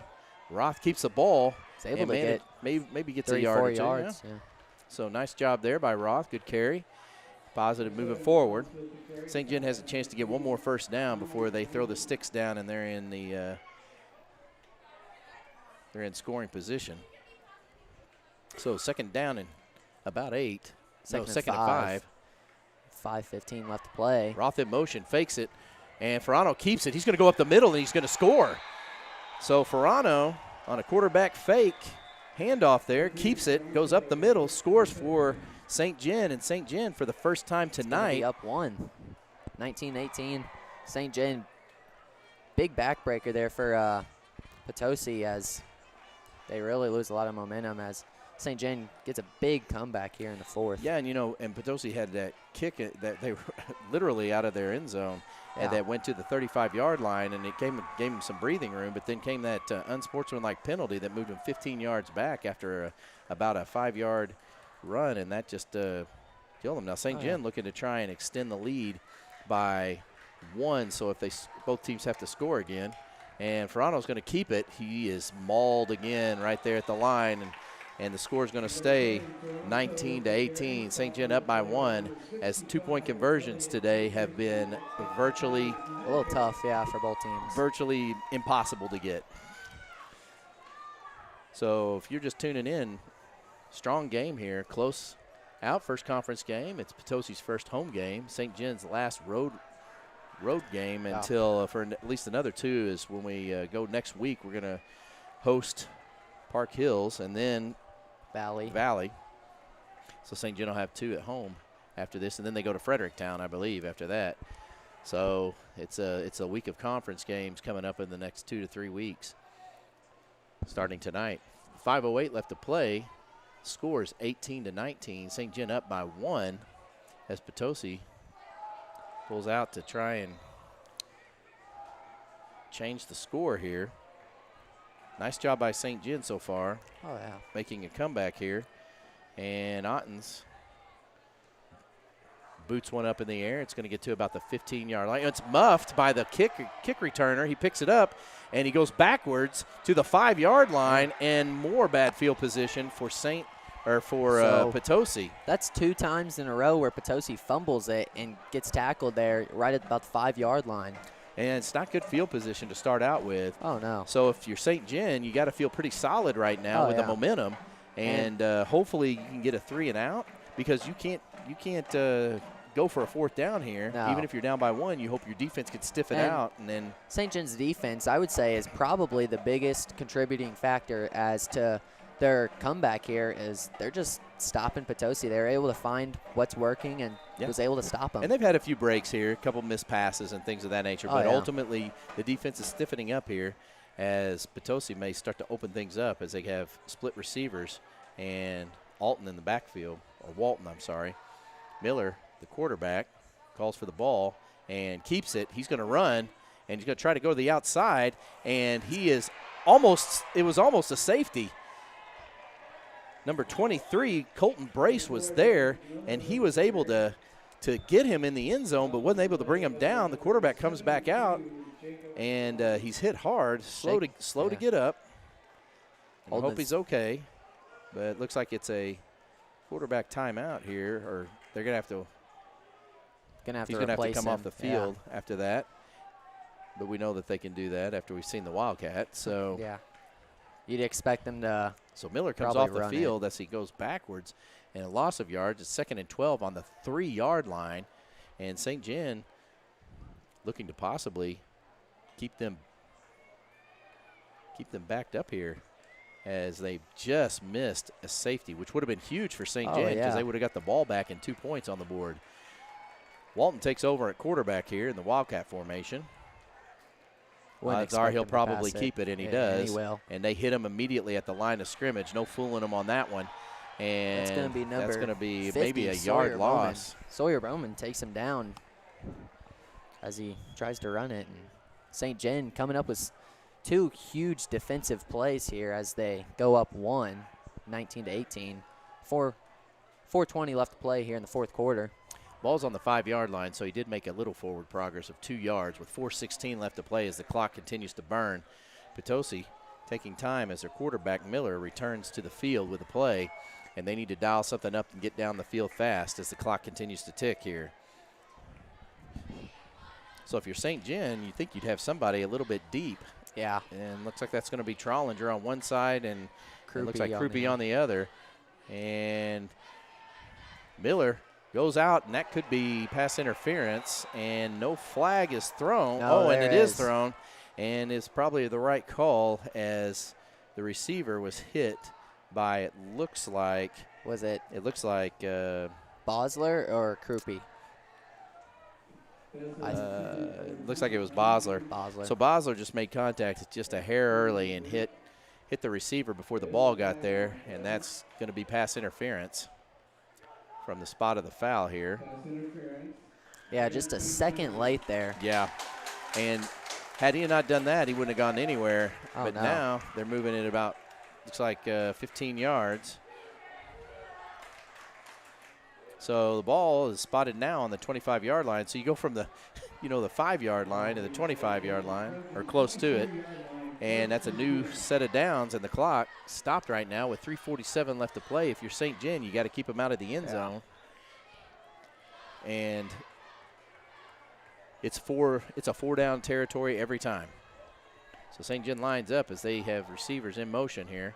And Miller moves to the right, looking to throw, and gets rid of it. And I don't know if he was inbounds or not. It looks like he was. Great pass by Miller, defended by Mason Trollinger as he shoves him out of bounds on the catch.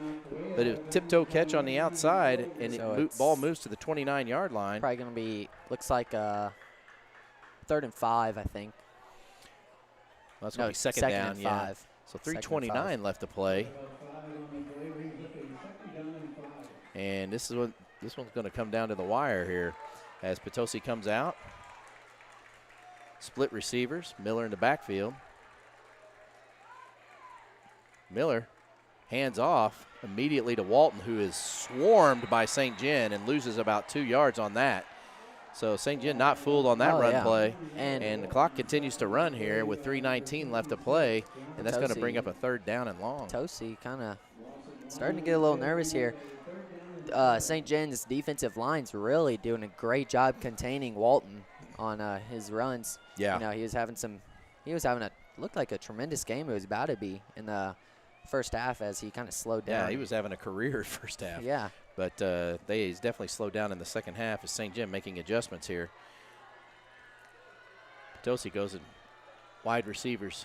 Miller in the backfield, shotgun formation with Walton. And he's going to throw. He goes back, and he's in heavy pursuit. And nice job there by, looks like number 21 for St. Gen, Drake Meyer. That pass is pretty close to a 1st down, but Meyer all over him, was able to tackle him on contact to be 2 yards short to Lamming. And that's going to bring up 4th down. So this could be the game 4 and right 2. here. 4 and 2 here. So 4th and 2 on the 32-yard line, 2:14 left to play. St. Gen looking to try and contain here. They could end it right now. They haven't had a 4th down stop yet, and St. Gen jumps off sides on the hard count, and that's a 1st down for Potosi. It'll stop the clock as well. So number 72 for St. Gen, Jacob Warren, jumps off sides and gets a little antsy and excited. That's 2 penalties now that have resulted in First for down. a 1st down, that St. Gen really could have capitalized on. And really, without those 2, I would have assumed that it'd be St. Gen's ball right now. I would agree. Well, we wouldn't have known if you'd have got that play off. Yeah. So they're going to stay in the wide formation here with their receivers both split out. And Lamming in motion. Fake handoff, gives it to Walton. Walton up the middle. He's hit. He's still on his feet. And he plows over Trollinger, and he's going to go all the way. As Walton absolutely lays out 3 St. Gen defenders, and he scores all the way down. So great run by Walton. And once again, penalties killing St. Gen. With 1:55 left to play, St. Gen still has 2 timeouts. They are now trailing 24-18.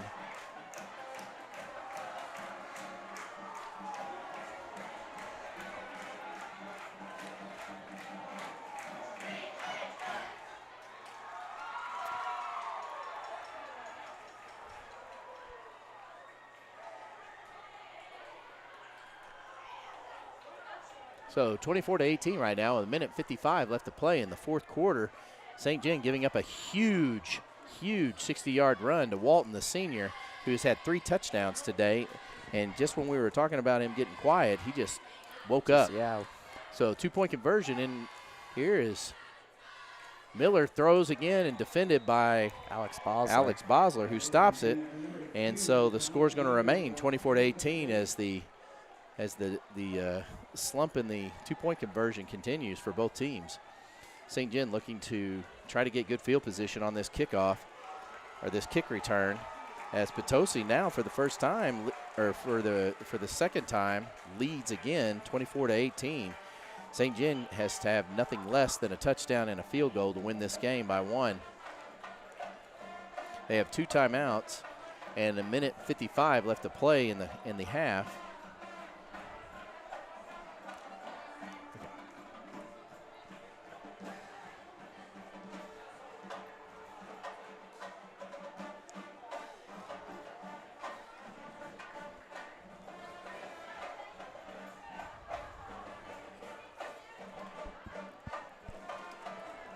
So if you're just tuning into the action, St. Gen trails here with a minute 55 left to play as Potosi lines up to kick the ball. You would think they probably would drive this deep. Oh, yeah. But For sure. they may be content with just dropping it in around a 40. We'll see here as he goes back to kick. He squibs it again, and it's muffed, but that's okay. Roth picks it up, and Roth pretty fast, still on his feet, going, and is down at around the 40-yard line, and that's where St. Gen will take over. So St. Gen needs to go about 60 yards to the house in order to finish this one off in a minute and looks like 47 seconds. Which is doable. They definitely found a rhythm here in offense in the second half, which is good. And it's a water timeout. Oh, no, it looks like a timeout by Potosi. So Potosi calls a timeout here to talk things over, which gives the Dragons a little bit of time to talk it over as well. St. Gen has not been big with long plays today. They have been grinding it out, but it looks like they're going to have to open things up here if they want to compete. Oh, yeah. Verano's going to have to throw a couple passes here and hopefully break something open. It's a 4th down. It's a 4 down every single time, and they don't have much time. And Potosi's defense, coverage on our receivers have been really good tonight. So yes, receivers for St. Gen's definitely going to have to work real hard to get open, and Verano's going to have to make some really good passes here. Yeah, and they're going to have to be pretty smart here what they dial up. Obviously, Potosi is telling their team right now, listen, no big plays, keep everything in front of you. They're obviously going to throw. If they throw it over the middle, keep the ball inbounds, make them burn clock. Don't let them go out of bounds. So you're going to see a couple probably out patterns. Yeah. And I'm sure St. Gen is being told, like, unless you can take this ball up the field, you get out of bounds and stop the clock. So St. Gen, 2 receivers out wide to the left, 1 to the right. And Roth in motion. It's a quarterback keeper, and he's hit right at the line. And the clock continues as he goes second and about 11 as he lost about a yard there. And St. Gen lines up again here. And this time he hands it off to Roth. Roth going to the outside, needs to get outside. He is kept in bounds, and that's going to keep the clock going with a minute and 23 here. And timeout is called by St. Gen as Pope starts off with just 2 run plays, which is kind of a little odd, but not very aggressive, and it's not what I would have thought here. And I guess they were just trying to get maybe over to the 50-yard line before they got to a minute here. Now they're down with 1 timeout left. They're down by a touchdown, minute 21 left, and they need to get a first down. It's 3rd and 7. So in 2 plays, they run the ball and get 3 yards. And not inspiring. St. Gen kind of a little shaky. Obviously, they haven't been very good tonight on the pass plays, haven't connected a lot. They started to pick up the pace here in the second half they were able to convert some pass plays, but still, not their best game tonight. And passing isn't generally St. Gen's bread and butter, at least not right now, but we are capable of doing it when we do it. So tight formation here. Otten's out wide. You could have a one-on-one mix right now, and they put Otten's on the other side. Looks like there was a little bit of confusion there as the game clock has 17 on it. Otten's is wide over to the right, and Grind in motion. And the snap to Ferrano. Ferrano's looking deep. He's got him. If he could just hit him, and he catches it, and Ott may go all the way. And Ott still on his feet is going to score. And a 60-yard bomb Eaton Ottens catches the ball and runs a slant pattern across the field and scores in the end zone. So that makes St. Gen up by 25-24 with 1:09 to go. In 20 seconds, Ottens turns on the jets, goes across. Potosi has no help over the middle, and great job by Ferrano seeing this. He actually bobbled the snap. I didn't know if he would catch it or not, but once he did, he saw him, patient, and threw the ball, and that's a touchdown for St. Gen. St. Gen now tie game, or up by 1, I should say, 24-25, and looks like they're going to try for a 2-point conversion here. This would be an amazing time to break the ice here on the conversions, 2-point conversions. See if they can. Let's see. Schwaggart in motion, and he dives over the line of scrimmage. I don't think he'll get there. And he's not one to go very far. He gets about a yard in the air and falls short. So St. Gen falls short on that one, as looks like they were trying to get him some momentum. He just jumped too far back over the line in order to convert. And so the score is now the visitors 25 and Potosi 24. So this is all going to come down to Potosi's offensive hole here, as Potosi still has 2 timeouts with 1:09 left and highly capable of running the gauntlet here. This would be a perfect time for, we've seen it twice here in the second half. St. Gen, kicks it, gets it real deep to the 5-yard line, and Potosi fumbles it, and St. Gen's able to tackle them down at the 5-yard line and get, poor position there for Potosi. We'll see if St. Gen can connect on that again. Yeah. Ottens has a pretty good leg here, so we're going to see if he kicks it deep, and they're probably going to target the same guy again, and when he kicks, he does, and that's going to go to number 20, and that's going to go out of bounds. And that's going to be a penalty flag, and that's going to give them good field position to start off with. So not what you wanted from your kicker there, kicking the ball out of bounds. And so that's going to give Potosi an opportunity here to see what they can do when they open their playbook up. With 1:09 left and down by 1, the ball's going to be spotted on the 35-yard line.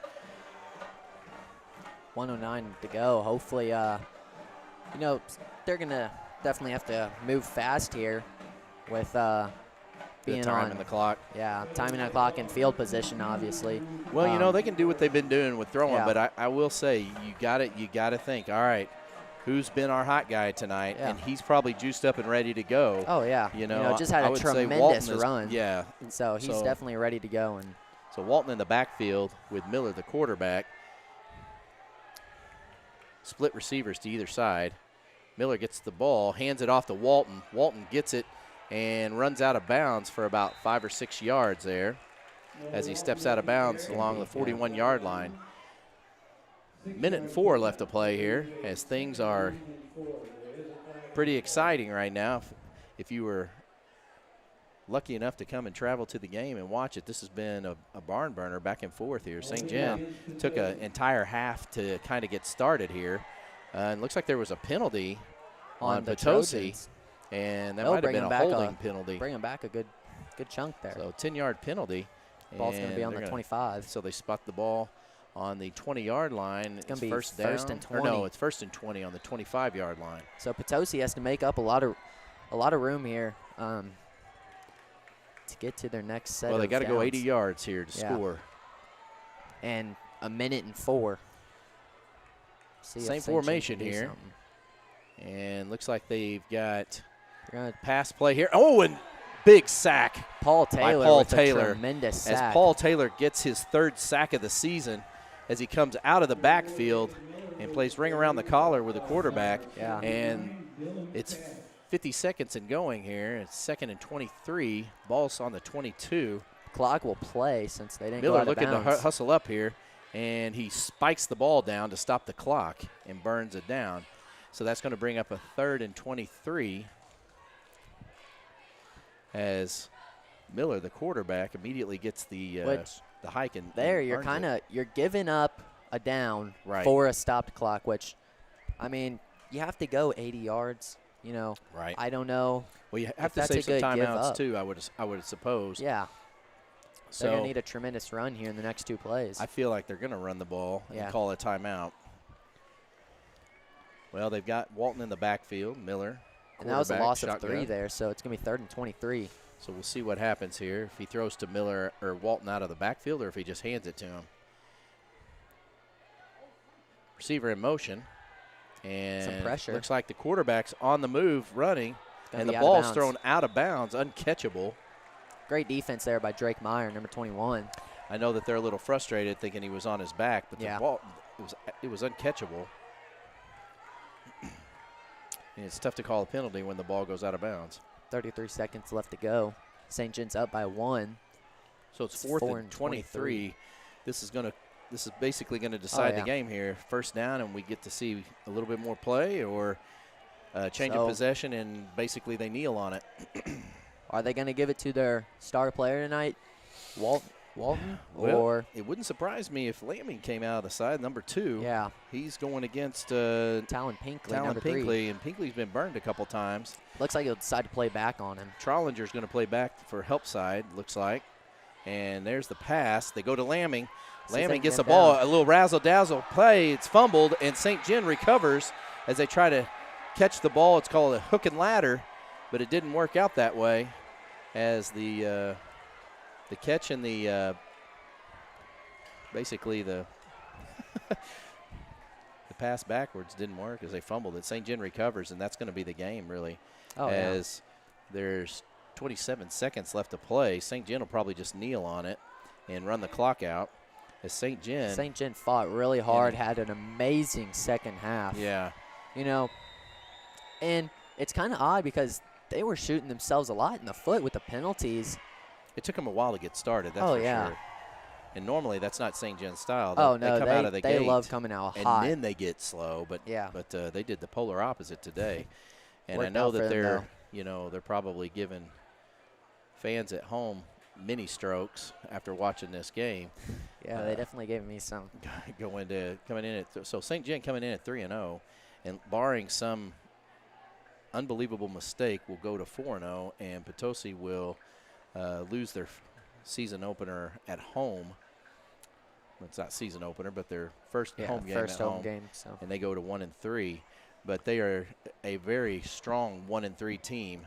Do not let that Oh, record no, fool for you. sure. Potosi has some very quality They're players right now, and this very game capable could have of making a gone big run. either way. Oh yeah, By and large, St. Gen, just from the mistakes and stuff, I mean, they they just didn't back down. They really didn't. They just stuck with it, played St. John football, and was able to get back into it. Stay strong here in the second half. and hats off to the Trojans who put up a good fight Oh and yeah. led through the majority of the game until the fourth quarter. So if you're just tuning in, there's 27 seconds left to play in the fourth quarter. St. Gen has taken over on downs. They're going to kneel on the ball. Potosi has 2 timeouts left, so not enough to stop the clock, and that's going to run it out, and that's going to be it for St. Gen. As St. Gen goes on to win this game as they move to 4-0, they're going to be playing next week at home against Park Hills, another strong game, conference game, and another tough team as they look to try and extend their lead. As the final score for tonight is St. Gen 25, the Trojans 24. That's a wrap for SGHS Sports Stream, home of the Dragons. Catch replays, podcasts, blogs, and all your Dragon sports news at sgdragons.org. Just click the Sports Stream icon on the right side of the high school page. Follow us on social media. Stay loud, stay proud, and as always, go Dragons.